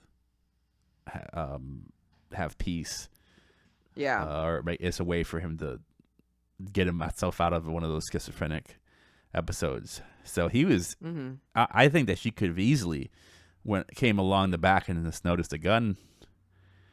Mm-hmm. Before Uh, he would have noticed her. Because like, okay, if he went, why would if he went to adjust? I don't know. It's one of those things like she got in the car. He went to adjust the thing, the blanket, and she looked back there too. Yeah. So maybe she's just confirming what she saw from the outside. Yeah. Yeah. Possible. Yeah. So Possible. that's so cool. I think that if anybody here has maybe we could watch that episodes of that like in the Discord. Yeah. The It's whole just, thing. it That'd be good. does a great job. It was a mini series. HBO does such a good job with. Yeah, it was HBO. Yeah. Yeah, I'm glad they took it on. When HBO gets involved, usually it's good. The quality is up there. Mm-hmm. But anyway, I appreciate that. I put the recording Mm-hmm. back on, so Oh, good. this, Good. yeah, Good. yeah. I forgot to say. So bad at It's okay. When I saw Kevin in the shower. that. You saw I, it, Kevin Joel, in the it, shower. I was like, okay, time to start recording. Yeah, I don't know why. I don't know. It just, Wow. yeah, Wow. it worked. It worked. Needless to say. Right. So we're gonna Shall go to the we next. Our long. our long William Trevor. Yes. William Trevor, every time this just hits me. So all of his books are published under William Trevor, but his name was William Trevor Cox. He was born in 1928 in County Cork, Ireland. His family was Protestant, and he got a degree in history from Trinity College in Dublin. So being Ireland's big divide between the people who wanted Ireland to be Ireland and the people who wanted Ireland to be part of the UK. It was a very big divide along Protestant and Catholic lines. So that I think that's quite important to his upbringing. He did some sculpture work under the name of Trevor Cox. And then he married and moved to England to work as a sculptor and teacher. He carved reliefs for several churches. Um, and then his first novel was published in 1958. But it wasn't really loved critically. Mm, It didn't really hit it with the critics. So he later disowned the work. He didn't want anything to do with it. It wasn't. He didn't see it as valuable. In 1964, at 30, he achieved writing success, and a few years later, he moved to Devon, which is countryside. Even though he lived most of his life in England, he said that he was Irish in every vein. He died at 88 by peacefully passing away in his sleep, and his short stories often follow a Chekhovian pattern. yes. So Check. he was Yep. very like Chekhov. in the way that he wrote. Yep. Yep. And he's been my current obsession for a while now, since we started doing his stories. Him and William Yeah. Maxwell. So cool. William Maxwell. Yeah, the two Williams that The you're two Williams. obsessed with right now. I would always link them together. Maybe they hate And get them each other. confused with each other. Maybe they hated each other in real life. I'm the one. Yeah, they might have nothing to do with each other even. But the long is Raymond Bamber and Mrs. Fitch. Yes. And I kind of knew what to expect with Olive Kittredge because we've read some of it and I've watched some of it, but I didn't know what to expect with this story. Yeah. But we know the styling of William Trevor, and we also know that he does not. He has a lot of. He's pretty ambitious in the way he could put his characters in situations, subtleties. Again, it's like there's a lot of similarities with this last story because there are about people having a conversations they would rather get out of. And it's I guess it's a modernistic approach because you are like if someone's having a conversation and they're also looking at something else. And thinking. So let's just get to it. We have we have this guy Raymond Bamber. Raymond Bamber, and he tells us right from the start that for 15 years, ever since he was 27, he had been attending this party, the autumn cocktail party at the Tamberleys. It was, the function to go to. They invited acquaintances rather than their friends so that every year the faces changed. But he's been coming for 15 years, so I don't know what that says about him. Yeah. But he says that he felt he was a special case for they'd known him since he was a boy. His father had been their close friend. I just want to read the description of Raymond. He was a tall man, 6'2" with spectacles and a small mustache. He was neat in all he did, and he lived what he himself referred to as a tidy life. Yeah. I feel like that's quite important. But here at the party, he finds himself talking to a woman that he'd never met before. He's explaining to her that he comes to this party every year. She was also tall.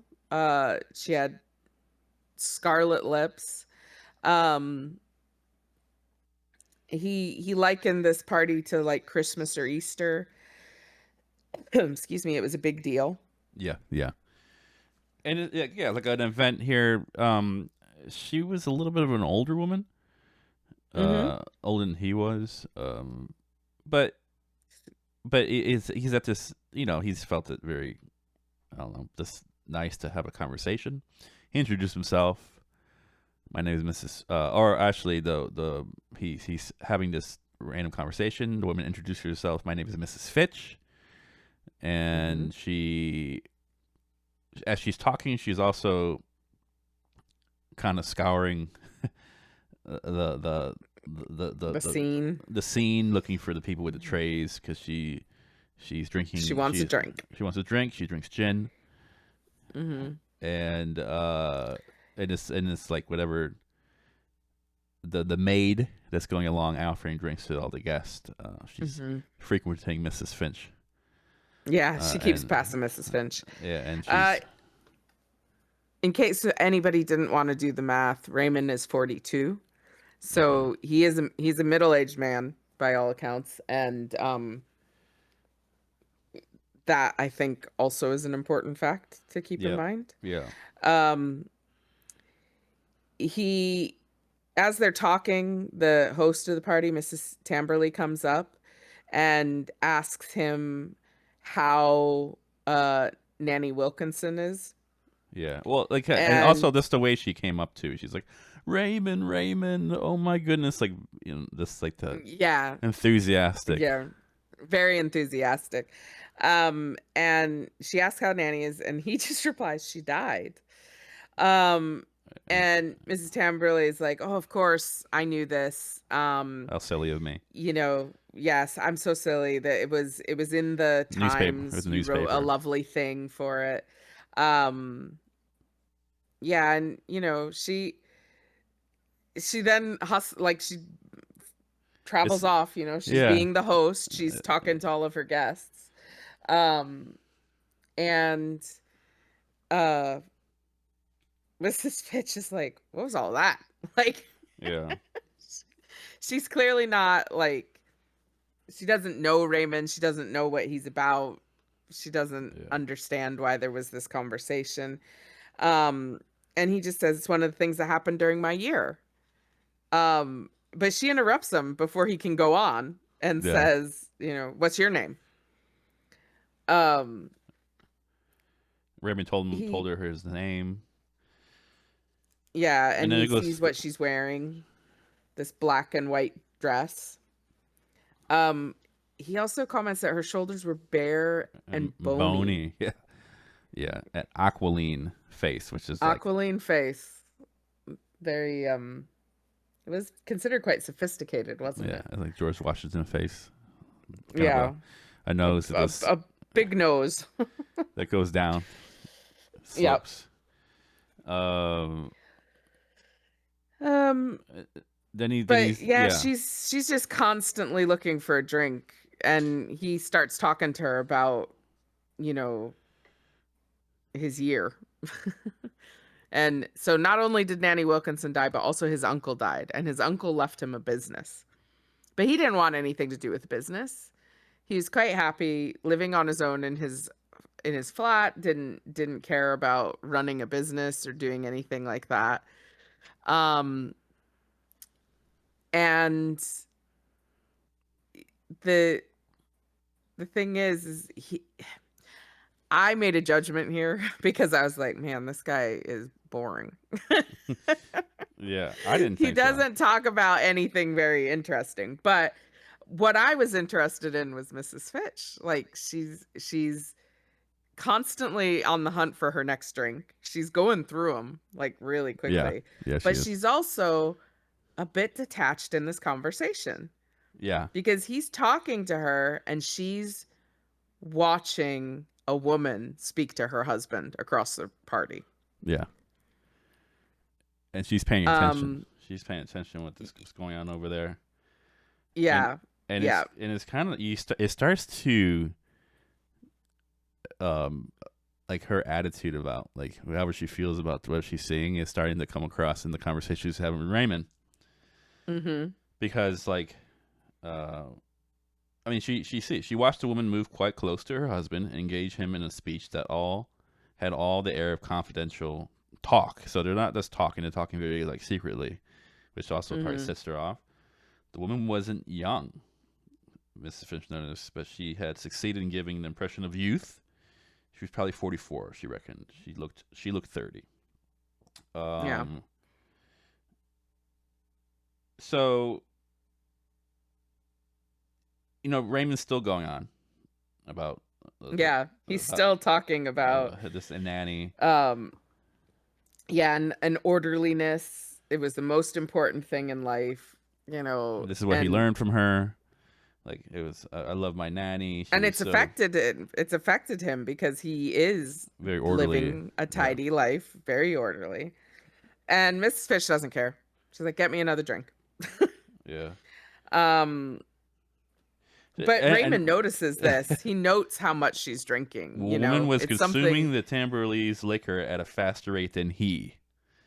Okay. Yeah, yeah. She's drinking more than he is, and he notices this. Yeah. Um, and Mrs. Fitch isn't drinking wine. She wants gin and vermouth. She Yeah. Yeah. she's not interested in like just a social drink. She wants a drink that's gonna get her drunk. Yeah. Yeah. But Raymond is polite. Raymond takes a glass and he goes off to get her a drink.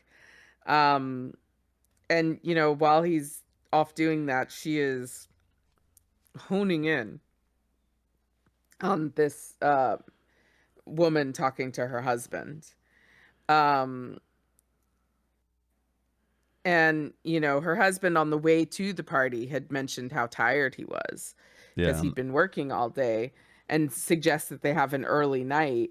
But now she sees him like fully engaged in speaking to this woman, and that now he won't leave the party for 2 hours at least because he's got this woman to talk to. Uh, Shifting the Um, attention. yeah, and Raymond comes back with the drink, and he doesn't he starts right back where he left off when he went to go get the drink. It's like he's writing a memoir, Um, like a biography, yeah, right? yeah, I and was a particularly it's like tall it's a child. tape that Yeah. yeah, it's like it's a tape that played, and so like he paused the tape, walked off, got the drink, and then pressed play as soon as he got back, and just kept going where he left off. Um, but yeah, he's still talking about his nanny, and it was he was like it was shocked to hear that she was dead, having known her his whole life. And Mrs. Fitch has not followed and is like, what, who died? Yeah. She's Yeah. Yeah. kind of been drinking a lot. Now she's like paying attention to something else. um and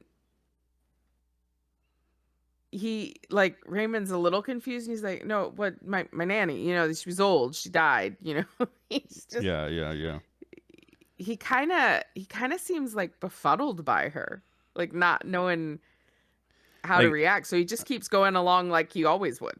yeah, and she's just kind of dipping in and out of this conversation while but her real attention is looking at her husband from the restroom talking to this younger looking woman. hmm Um, Um, and then you know, when does she start? The conversation turns a little bit. Trying to see, like, yeah, her. because they carry on this way for a while. Yeah, Um, but uh, she kind of shifts. I think I'm at three. I'm on three she thirty shifts six. towards Yeah, him. I'm not sure if it's the same as mine, but on 336. What page? Three thirty Yeah, six. yeah, I think it's the same pages. They're the Okay. same book. Okay. Um, Yeah, and 336, like it starts to like it's she's gulping down this liquor. yeah, Yeah. it's really like going down. And She uh comes out of nowhere. She's like, nobody can be trusted. Let's yeah, we come to these nobody can parties be and trusted. everything's a sham. And and Raymond's like, what?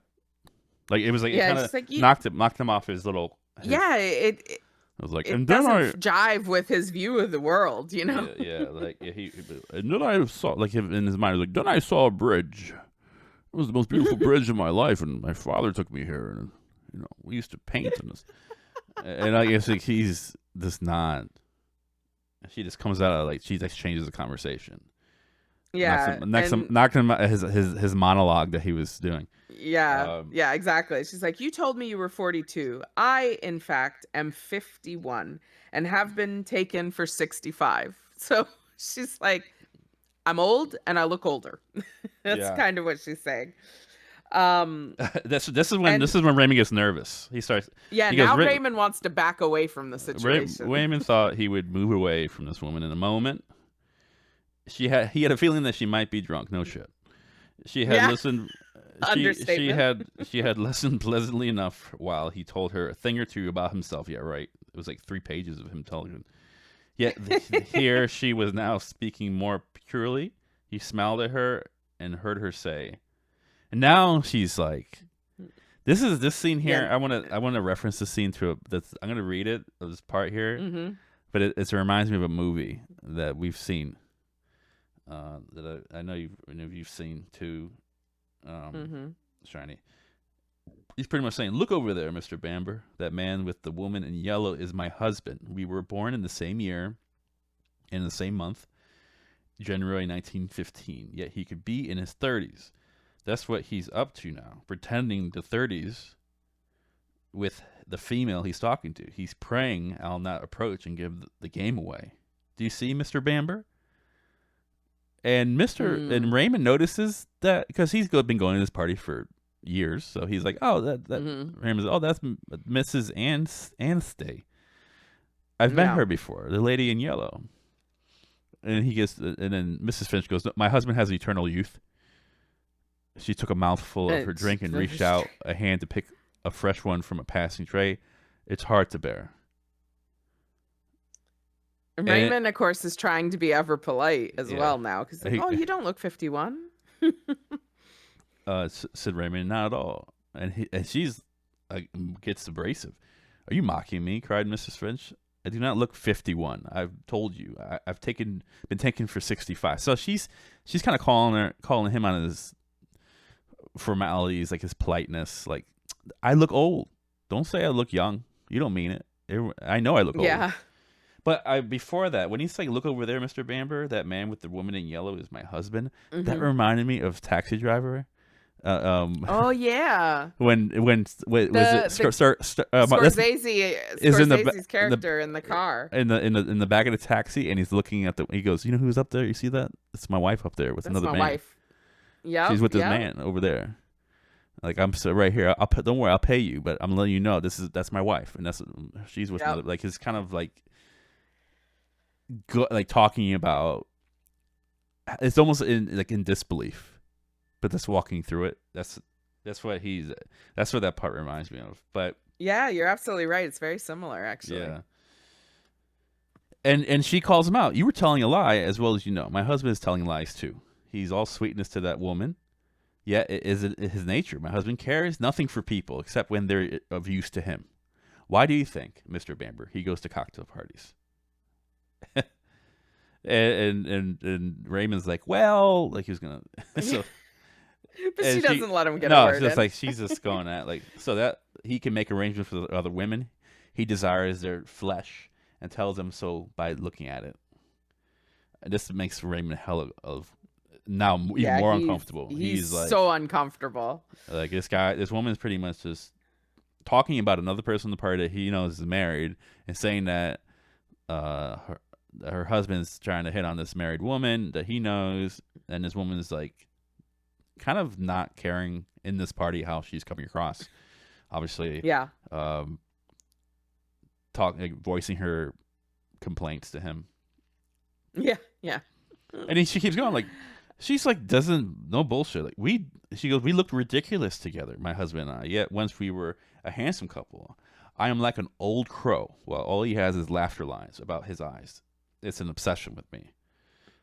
Again, Raymond's freaking out. Now Raymond's just like kind of putting his arms underneath himself.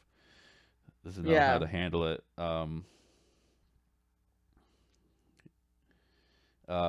She keeps talking about how he's after all the women in the room. Yeah. And Raymond starts to reply, and he's like, "Oh, now no," but he doesn't know how to reply to this. This isn't polite chat. This isn't what he's used to. It's not proper chat. Mm-hmm. So he voices an exit. He says, I best be moving on. I have friends to talk to."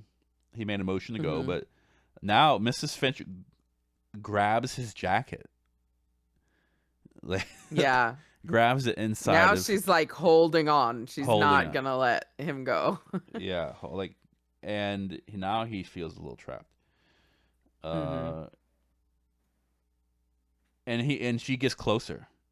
She pretty much looks, and she's like, "When I was a raving beauty, he looked at me with his gleaming eye. Now he gleams for all the others. I'll tell you something, Mr. Bamber." Mrs. Finch paused. Raymond noticed that her eyes were staring over his shoulder, as though she had no interest in him beyond his being a person to talk to.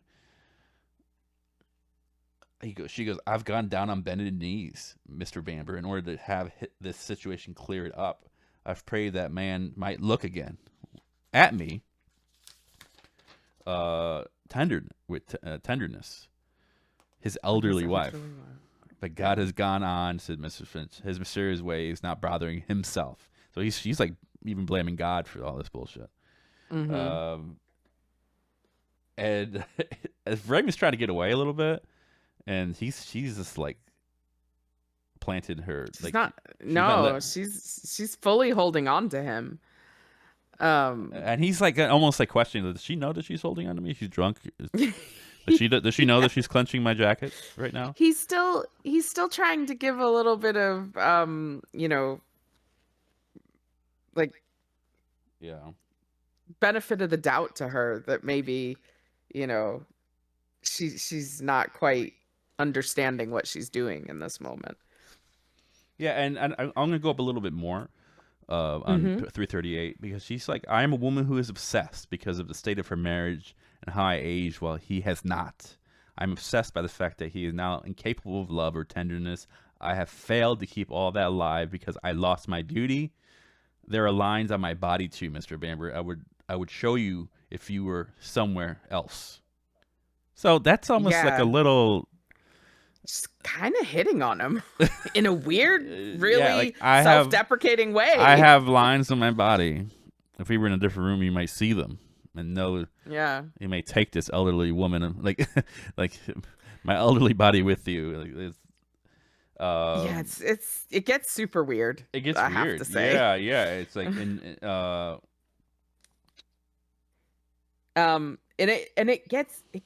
it gets weirder. yeah, yeah. Uh, He 'Cause I like to go. I mean, he and he acknowledges people are looking at us the way you're pulling on my clothes. I'm a shy man. He says this, and yeah. she just doesn't care. Doesn't it's not that little plea for to get away doesn't really have any effect of her. She wants to know about it. She's like, "Tell me about yourself."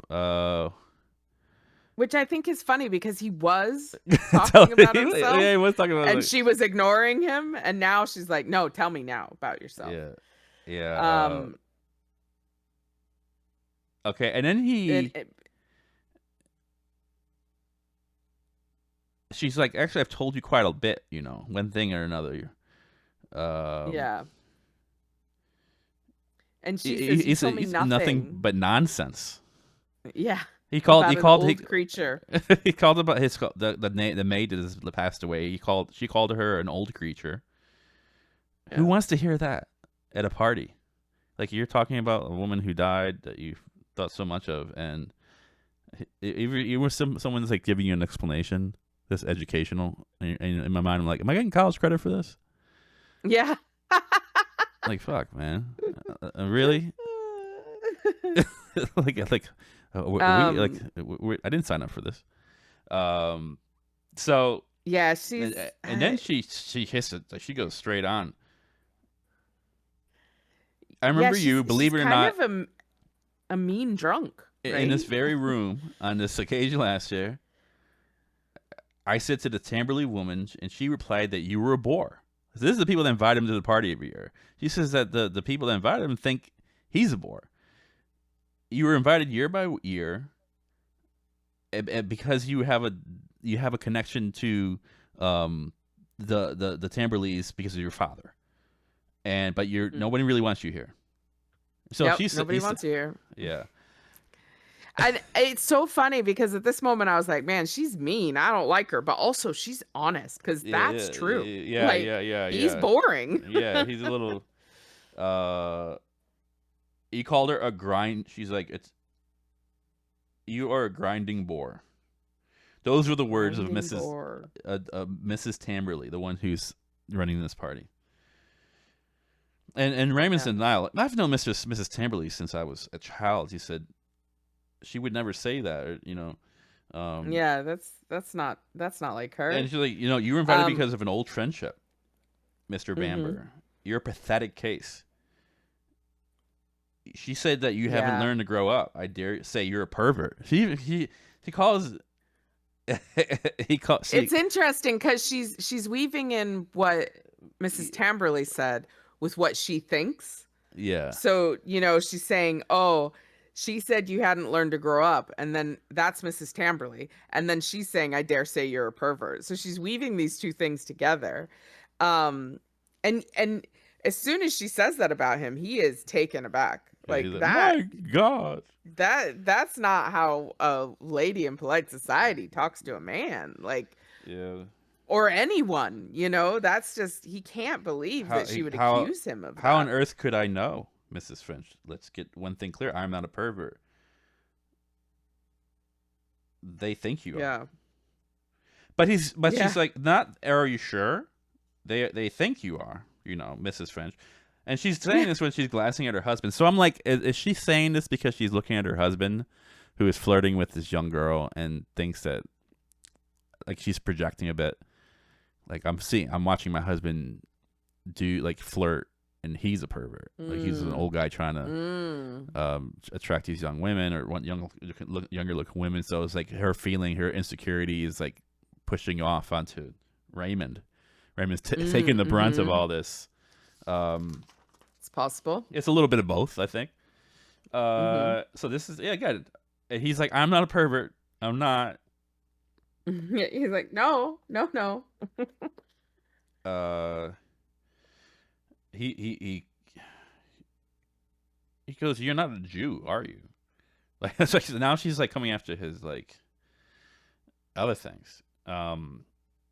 Yeah, she's just coming after all of the things that were probably seen as less than ideal at that time Yeah, period, yeah, you know? yeah.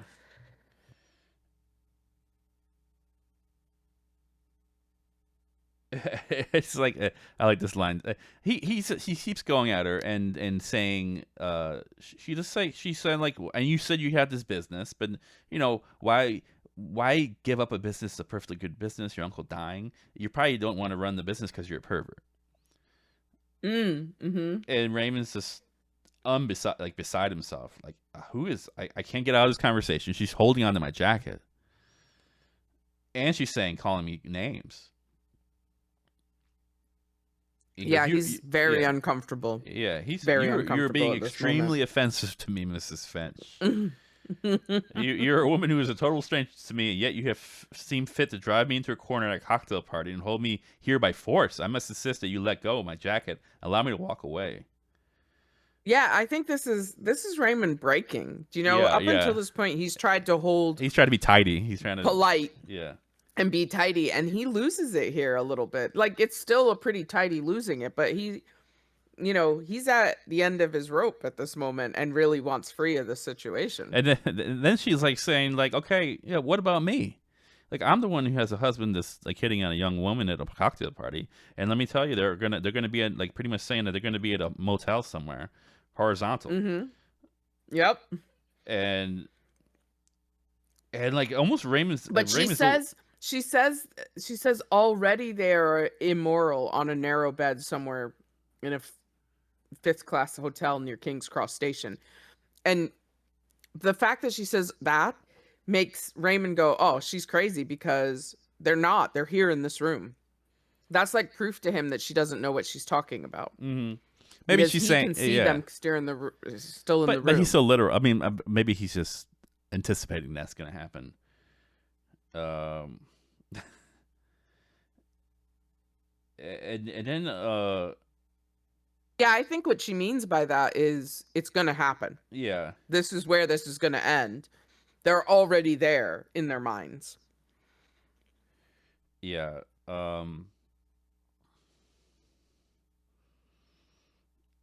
So she's come, and then she comes after his relationship with the nanny. She was like, "So your nanny was a Mm. guide to you, Mrs." Said Mrs. Finch. Uh, she was good, and then he's kind of in the fence. Like, she was a good woman. She was kind in every way. She goes, she taught you neatness. Um, Mm-hmm. and then, like, almost like associating, like, this, like, why is this old woman, like, having such a relationship with this, like, this guy's all about Yeah. his nanny. That's why I think that she thinks that he's a pervert. Like, why are you even, like, Yeah. dealing with this old? This woman's old. And, Yeah. like, Yeah. like, Yeah, clearly, because like, she's just died. yeah, like, and like, she's kind of saying, like, you're this middle aged man is hanging out with this old lady, talking about neatness all the Who time. was Like, who was his nanny, so she was an like, adult with a child at one point in their relationship. yeah, she thinks that the relationship is a little bit like cosplay. I'm Mm. like, just like, what are you? you into old ladies? Which is like Yeah. kind of ups the ante with something else here. Well, yeah, Uh, because now she's like standing. She's not just holding on to him. she She's like kind of putting her knees on either side of his knee to she could like, feel her knee pressing against his. He felt a second knee yeah, and felt next that his leg had been cleverly caught by her between her own legs. So he's like not she's not holding on. She's like positioned herself in the middle of this party. And then she's like, "What are your perversions? Tell me, Mr. Bamber." And he goes, "I have no such perversions of any kind. I live a normal life." yep, Just I don't and do anything like that. she kind of now she kind of hits on him. "Shall I come to you with a pram? I'm an unhappy woman, Mr. Bamber. I wear black woolen stockings. I'll show you those lines on my body." And Raymond's like, Yeah. "Jesus Christ, lady. I'm so I'm mortified by Yeah, this." he's ready to cry. Yeah, He's he's like so he's tearing he's up. so Like, at his wit's end. Yeah. yeah, she's not, and then she's like, "Embrace me," and then Raymond's like, "Please, I beg of you," and he's like, "Oh, you don't want to embrace me? And Are you a homosexual?" yeah, she immediately flips. She's like, "Oh, it's not that you're a pervert with a fascination with an old lady. You're clearly a homosexual." Yeah, of course you are. Why would you want this acquisition? You know, like Yeah. uh, But he denies it. He's like, "I'm not." And I he love lived. this. It says, aware that his voice was piercingly shrill. Like that's somebody who is like, because you know this from talking to me. I do that. As soon as you accuse me of something, Voice I'm goes, like, "No, I didn't." yeah, Like I yeah. raise up I am not. Yeah, several octaves. It's yeah. like Um, but he realizes that people are turning to look at them now. yeah. It's creating a little bit of a spectacle. This is Hmm. and you know, And he's uh, not okay with this. He's not a person who wants to be the center of attention, and especially not in this way. and But then yeah, he's he's saved. saved. He's saved. Across the room, the husband noticed Mrs. Finch's husband, Mr. Finch, probably is being alerted by his wife's movements and her what she's saying, and plus he's seeing her like positioned underneath this large man and trying to like force him to for anything. I mean, it's she's so drunk. I don't think she knows this. She's at a party anymore. And then she comes in and was like, he goes, Yeah. "Come along." He calls her by her first name, which I can't say. Adelaide. Adelaide, come along, Adelaide. And Mr. Finch like kind of apologizes. "I'm sorry," he said to Raymond. "I didn't realize she'd had been thankful before she got here." Yeah. She was pre-gaming. Yeah, and Mrs. Finch like kind of on the side of her, she's like, "I've been telling him a thing or two. We exchanged life stories." And then Raymond felt her legs slip away, and he felt her hand withdraw itself from the pocket of his jacket. He nodded in Yep. a worldly view, way at her husband, and said in a low voice that he understood how it was. Mm-hmm. He then Mrs. Finch is coming around saying like, "Oh, he's very understanding. He has a dead woman, in that he loves, and street him." Yeah. So Yeah. like so, Mrs. Finch gets ushered away by her husband, and Yeah, but she says something before she goes. what did she say? She says, "In vino veritas," which I'm pretty sure means in wine truth, maybe. Pretty much that she's telling the truth. Yeah. And then Yeah, under the influence of alcohol, a person tells the truth is essentially what it means. yeah. So Raymond's like kind of going back to normality here. Like he's kind of fixing his jacket. He's sweating. He's just been interrogated by this woman for felt like an hour. Yeah. Uh, But that phrase sticks with him as well. yeah. He's like, "Why did she say that?" And Because now he's concerned that, he's like, no, what she said couldn't be true, right? It yeah, couldn't be true. he starts to he gathers himself, and as he goes through the he kind of goes through the cocktail party again, like he always does, with not being connected to this woman anymore. Uh, and he starts to have conversations with everybody. But in a way, like, kind of saying, like, man, she, like, Mrs. Finch, what's her deal? What's going on? And people are saying, He kind of becomes a little obsessed with her, doesn't yeah, he? like, yeah, almost like, oh, there's something wrong with her. Like, wants to get almost like this validation of, like, how she's acting. Like, whoa, like, almost to feel a camaraderie with other people, knowing that this Mm-hmm. lady was kind of crazy, but also wanting to know what people thought of her as well. It was like his Yeah, like, but I think as well, some of it is because he suddenly has an insecurity about the things she said about him, yeah. specifically that he was a bore and everybody saw him as a bore. And And I what the party host said to him, that the quote that exactly, yeah, that exactly. he was So like, he doesn't like, he thinks she's a, what was that so word? I think he's trying. Oh, that he's a pervert No, or pervert, but a grinding bore. a grinding bore. Yeah, I think yeah, his aim here is to get other people to say, "Oh yeah, she's crazy. Don't listen to a word she says. She's just Mm-hmm. drunk." And Yeah, she says nonsense when she's drunk. I think because he's very self-conscious now about what she said. yeah, yeah.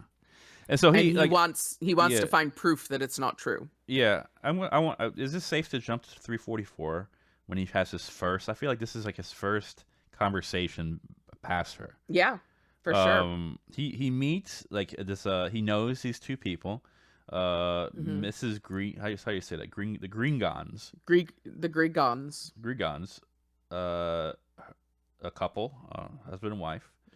Raymond knows them from being at these parties. Yeah, Uh, they've been there before.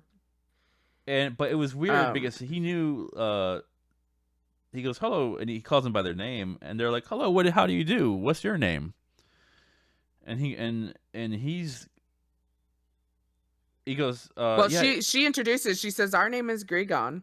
This is my husband, yeah, and this is Doctor Oath." And he says, "I know," and he's surprised. yeah, Why like, would she introduce herself? He met her last year, and it was such a pleasant conversation. yeah. And he's talking about the Um, like he said, and he's like, yeah, we had a conversation. We stood over there. You and I and Mr. Gregon, I remember, gave you my address and telephone number in case if you ever in Bayswater, you might like to pop in to see the sideboard.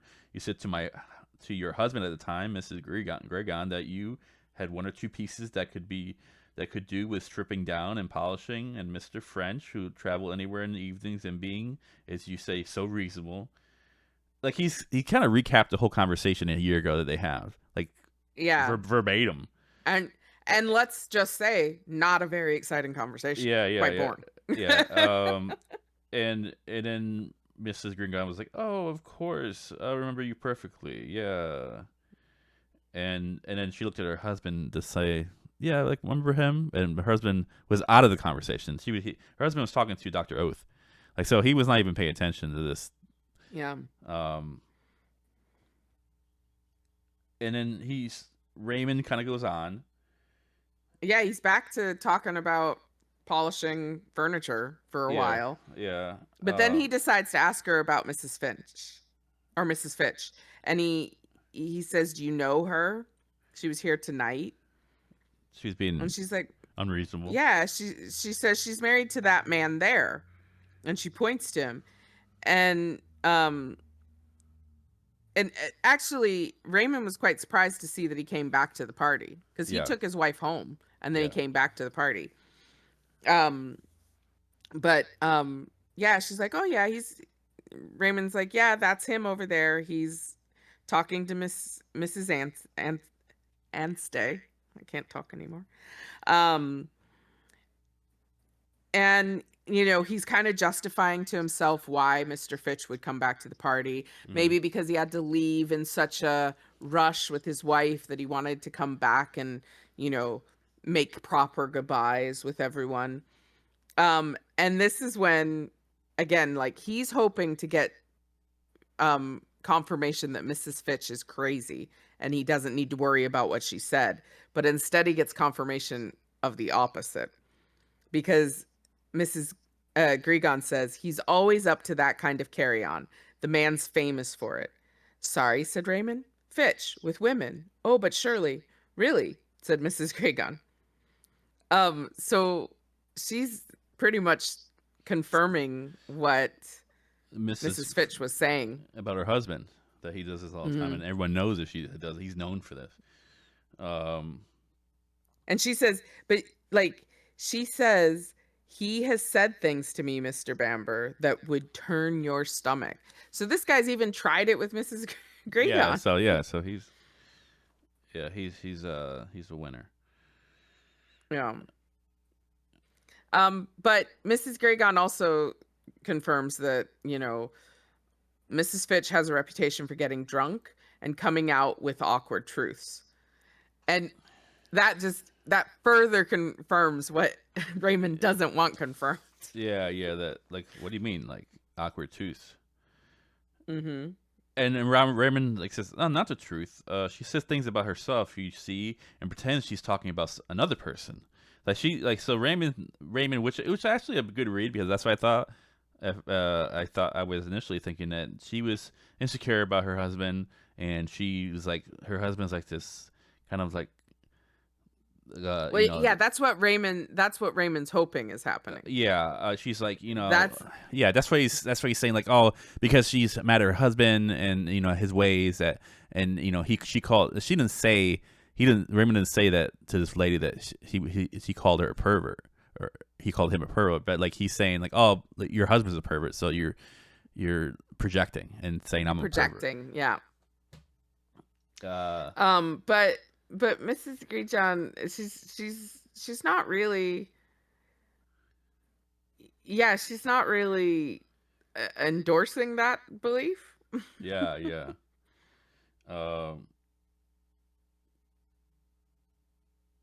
It's like she says, she tells the truth. And then I feel like it's almost like it's whatever that, like, people do that. They don't like the answers, so they go to somebody else. Mm-hmm. So I think that at one point, and he goes back to Mrs. Tamberley about it. Yeah. And he's like, he says, I was telling Mrs. Grejon that I'd been chatting to Mrs. Fitch, and I found her strange. And she says, married to that man, he drove her to it. And he's like, her condition? And she says she ladles it into herself and then tells you what she thinks of you. It can be disconcerting. So again, more proof that this woman just tells the truth when she's drunk. Yeah. And he's talking to Mrs. Tamberley, who Raymond found out through Mrs. Fitch that Mrs. Tamberley really doesn't like him that much. Yeah. And he's just kind of... Raymond says, she really says anything that comes into her head, said Raymond, and gave a light laugh. And Mrs. Tamberley says, not actually. She tells the truth. Oof. So I wrote in my margin, mic drop, because that's what it was. She doesn't realize what she's done to him, but she's like, she got it in his head. She really got it. Like that last with that Latin phrase that she says, in vino veritas. Yeah, it's like she was, like what they say, living in his head rent free.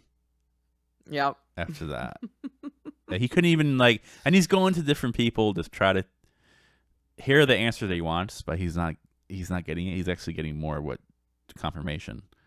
Because he talks to the maid that was bringing her the drinks. Do you know her? yeah, it's going around. Just to say anything that would correlate with how he felt, like his read. Mm-hmm. Yeah, he wanted someone to agree with him, so validate his read. Yeah. Yeah. What did the maid say? What page was The that maid on? just shook her head, and 347. The maid Yeah, I just figured. shakes her head and like acts like she doesn't understand. And then a voice from behind him says, "Mrs. Fitch is a shocker. Mrs. Fitch is a shocker. That poor man." Um, and he turns about and moves toward the group that said this, because they weren't talking to him; they were talking amongst themselves. Yeah. And he tries to again kind of get that justification. He's just like, Mm-hmm. oh, extremely awkward. And the man who's talking says she gets tight. She's liable to tell a home truth or two. And then he laughs again, in vino veritas. So everyone's aware of Mrs. Fitch doing this. Um, and Raymond's like, no, no, no, no, no, no, no, no. It's Everything she says is her. part of Mrs. Fitch, since she's unhappy in her marriage and has lost her beauty. But Yeah. Raymond's starting to understand. Well, I think I he's in think. denial. He's in denial as well too. He Mm, doesn't want to understand. He sees the writing on the wall. Doesn't want to think he's a. Doesn't want to see that anything that she said is like. Do people really think I'm a bore? Am I at this party and everyone's saying they like me, but they don't? Are my mm-hmm. stories like? Are my stories boring? Um. Yes. Yeah. Yeah. So it's like I feel like he's trying to have he's going to have this. He's approaching the epiphany here, where he goes, Mm-hmm. oh shit, they might be right." But as one of my favorite things that happens, I love a missed epiphany because it's very Mm-hmm. realistic to how people act. Mm-hmm. They may know Mm-hmm. the truth, and they'll have all the evidence that points to the truth, but it's a lot more comfortable just to agree with the lie. Mm-hmm. So like in this, I'm gonna read the last part. Like soon afterwards, Raymond left the party and walked through the autumn evening, considering everything. This is like approaching. He's like up against the epiphany right here. The air Yeah. was Yeah. cool on his face as he strode towards Bayswater, thinking that as he continued to live his quiet life, Mrs. Finch would be attending parties that were similar to the Tamberleys, and she'd be telling the people she met there that they were grinding bores. The people might be offended, Raymond thought, if they didn't pause to think about it. If they didn't understand that everything was confused in poor Mrs. Fitch's mind, and it would serve them right, he reflected, to be offended, a just reward for allowing their minds to become lazy and untidy in this modern manner. Orderliness, said the voice of Nanny Wilkinson, and Raymond paused and smiled, and then walked on. He goes back to the impression of his nanny that like everything his nanny said is like accurate. And, like he doesn't he was so close to He maybe was saying almost that he would there. like he goes in the Hollywood movie they would go, I don't need to go to this, why do I go to this party? Like you would want him to go into the party and like I don't know, take a dump on the floor or something, like throw a bottle through a window, like I hate it, I knew you people were fake. Yeah. But he doesn't. He just it's too for him. Okay, for him to acknowledge that it would Mm-hmm. his life would be a total sham. And I'm not saying we always put this in the Mm-hmm. context of religion. Sometimes it's like we have people like I know Mm-hmm. that me and Shiny have people in our lives that are super religious. Um, Mm-hmm. I don't. If religion fell out of the world, I don't know what would happen. I just don't even know what like Yeah. how they would react, and I don't hope for that. It's not like I don't like when people are hovering in uncertainty.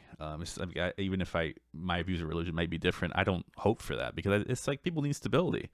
But it's that's Mm-hmm. where I think in for him to admit that she was right and that his whole like that would mean that his whole life he's a middle-aged man, that his whole Yeah. like all this party that he goes to every year, his confidence, his obsession with orderliness is it would mean that the maid was wrong.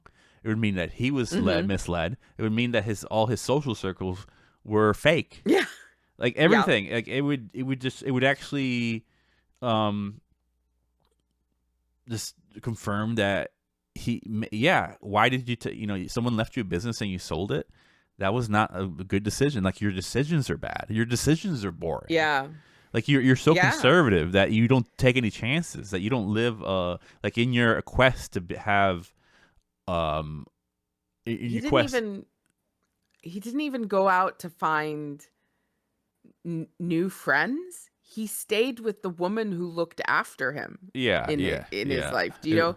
Like, she was still making him curtains and cushions and things like that. yeah. That he didn't, it would be at that time period, it would be much more Arrested reasonable Development. that Arrested Development. that he would meet a woman, they would get married, they would have a life together. He would have gotten that business from his uncle, made something of it. Do you know, that was the standard for what his life should have looked like. And it Yeah. didn't. If I was him, man, I would be like, I would go to Mrs. Finch's house, and be like, baby, this is it. We're together. Like, I love you. Like, like, you're the only woman that told me the truth. Like, forget your Be husband. like, leave your husband, come with me. Yeah, that would I'll be love you. Yeah, like, Body like, lines and all. yeah, body lines and everything. I don't care. Let's go to the pram. You But could dress up as a nurse. Let's go. yeah. That'll be a good story for But later. that is like, that would be too much for him. That His brain couldn't handle his it. brain wouldn't work. So he's just gonna say, he's like, yes, I'll sit with my maid. And it's like, she was always right and orderly. It was just, I love stories that end in those, in ways that you keep the status quo remains. He will just be Yeah. living in denial. Yeah. Exactly, it's recovery rate. I love that Joe and Trevor does such a good job at creating a character who's just so oblivious. Yeah. And Like, you know, I said multiple times that he was boring, but I didn't find it boring to read. Like, it's just William Trevor wrote boring so well, but I still enjoyed it. yeah. My whole opinion changed of Mrs. Finch, because at first I was like, God, I was thinking like him at first. Like, I was like, this is woman just mad because her husband is chasing this woman, and he's just taking it out on whoever's closest by, and it's this poor sap. But towards the end, I was like, no, she was just doing her thing, like she was the realest one there. It's a whole thing, and she saw it. She was able to call it out, and I don't think anybody at that party said anything bad about her. Like, she was, they're pretty much saying like, oh, she's honest. Well, because they're in denial too. I think they're in a little bit in denial as well. Well, but the only thing they really said was that she drinks a lot. Yeah, that's fact. But yeah, I don't. That whole, like, the fact that this cocktail party, the people who host this are just inviting acquaintances, it means like it's just a social lubricant. Like, this, this whatever, like, these are just things that just to rub elbows. There's not really friends here. People are probably there just for free food and drinks. They don't really care about anybody else. Right? They're in conversations that they don't want to be in, but they don't care. Yeah. Because it's a free night to get hammered on somebody else's tab. Yeah. But I mean, and they're like, her saying that is like, yeah, we're fake. We're all fake here. We just don't say it. And maybe, and we know that. Like, we understand that. Like, the sad thing is, like, we all know we're fake, and we don't like each other here. We're just conversing, but you don't know that. You think this is real. Like, we like you. We don't. Yeah, and I think it does make me wonder why they invite him. Do you know, like, their relationship was with his father, and I get the impression his father isn't even around anymore, maybe. No, and it's just like, it's like, why do they feel like they have to continue this? And maybe I guess if I'm being totally cynical, maybe they have him around because it's kind of funny how he is. I would think so. They were just that's And something they're to talk like, about. "Hey, Yeah, hey, did you talk to Raymond? What was he on about this year? yeah, Polishing furniture, like." yeah. Talking about his maid. Yeah, Yeah, yeah, absolutely. I do wonder if there's a little bit of that. It could be. DJ Recovery Rate says just a general courtesy invite, maybe. It could be. well, It it could be, could. especially because Mrs. Tamberley doesn't treat him like she's making fun of him behind his back, but she's clearly said stuff to other people because that's Yeah, how Mrs. Fitch knows it. but I was like, it's almost one of So, those things where it's just a town where you just gotta. These are opportunistic people. Like you just keep them around. You may need them. You may need something. yeah. So might as well just Yeah, possible. keep inviting them to this party. And you may Yeah. you may need some furniture to be polished. So we could just ask Raymond. And Raymond knows a guy. And there's another guy. It's just like so. If I'll keep that whenever I need that to be done, I'll keep that. I only have to see him once a year. It's true. That's what people. That's how like Yeah. Yeah. these parties like these. I don't know. They're just networking. Well, Networking. and also Ugh, I hate that word. Networking. I was gonna say networking. Something to think about is he sold his uncle's business. He probably has some money in the bank Yeah. They just want them. because he doesn't have a very expensive lifestyle, No, based on what he said. No.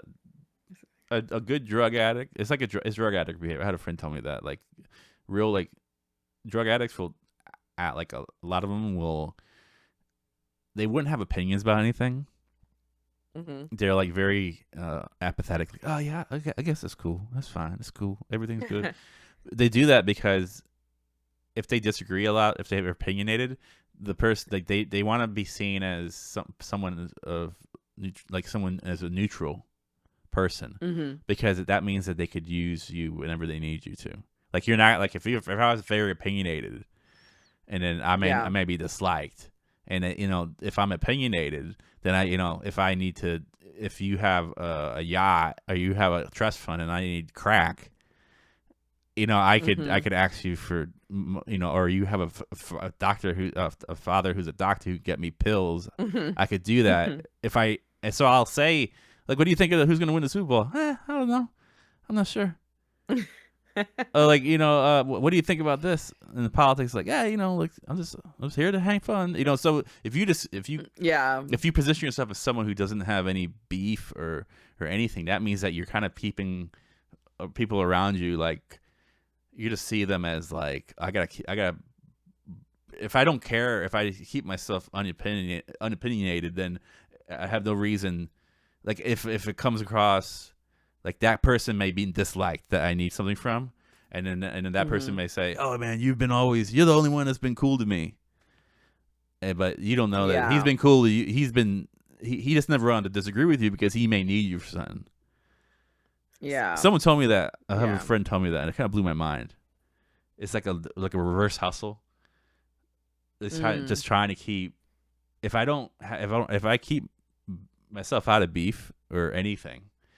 That means that maybe when that person that doesn't have anybody else, I could look like someone of value, and it could help me out. Like it's just very like hustle, drug addict stuff. People do. I'm in Florida, so I just run into these people. You always think of things in terms of drug addicts. I always think in terms of Florida. That's a Florida move. Florida move. Anyways, that's a tangent and a half, but yeah, I just like we were just talking. It is relevant because why do they have this case keep this person around? There could be a million reasons. Yeah. And they don't. Yeah, they could maybe. hate. I mean, we don't know what the Tamberleys' relationship was with the father. The father could have some. Yeah, he could have connections. Maybe when the father passed away, he said, "Please look after." Right before he passed away, he said, "Please look after my son." And they feel this duty to the person. Maybe he was their best friend, and they feel a duty to him. Wholesome. No, people hate each other. There's a room for. You should be don't be so Hallmark about this. There's a bunch of people and the rich people in the room that hate each other, and they're only there for the drinks. We're not gonna polish the turd here. They're bad. They don't like him. They don't like him. But they talk shit. Guy. Yeah, Poor boring Raymond. Yeah, he should have took the hint. this would have, like if this he could have turned it around. He could have been like, you know what? Okay, but you know why I'm gonna take up a hobby, something more. No, interesting he could have taken than, like, her. Stamp collecting. He took an old lady. True. They could have ran off together. That's true. He could have been like, I love you. Like, this is like, I should. I'm not gonna treat you like your husband did. It would have been like a whole thing. But no, he chose the conservative route because he's boring. Because he's boring. Yeah, he's like, I'm gonna go home and polish my furniture and think about why I'm right.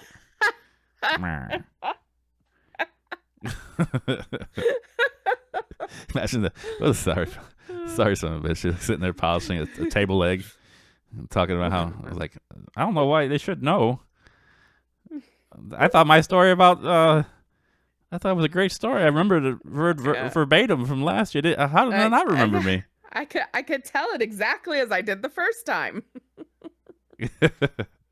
There's people like that. There are people like that. Yeah. I've known people like that where I'm just like, oh, here we go. Here's the same 3 stories that I got last time I saw them. yeah. But yeah, that's great. I love the fact that he just doesn't do anything about it.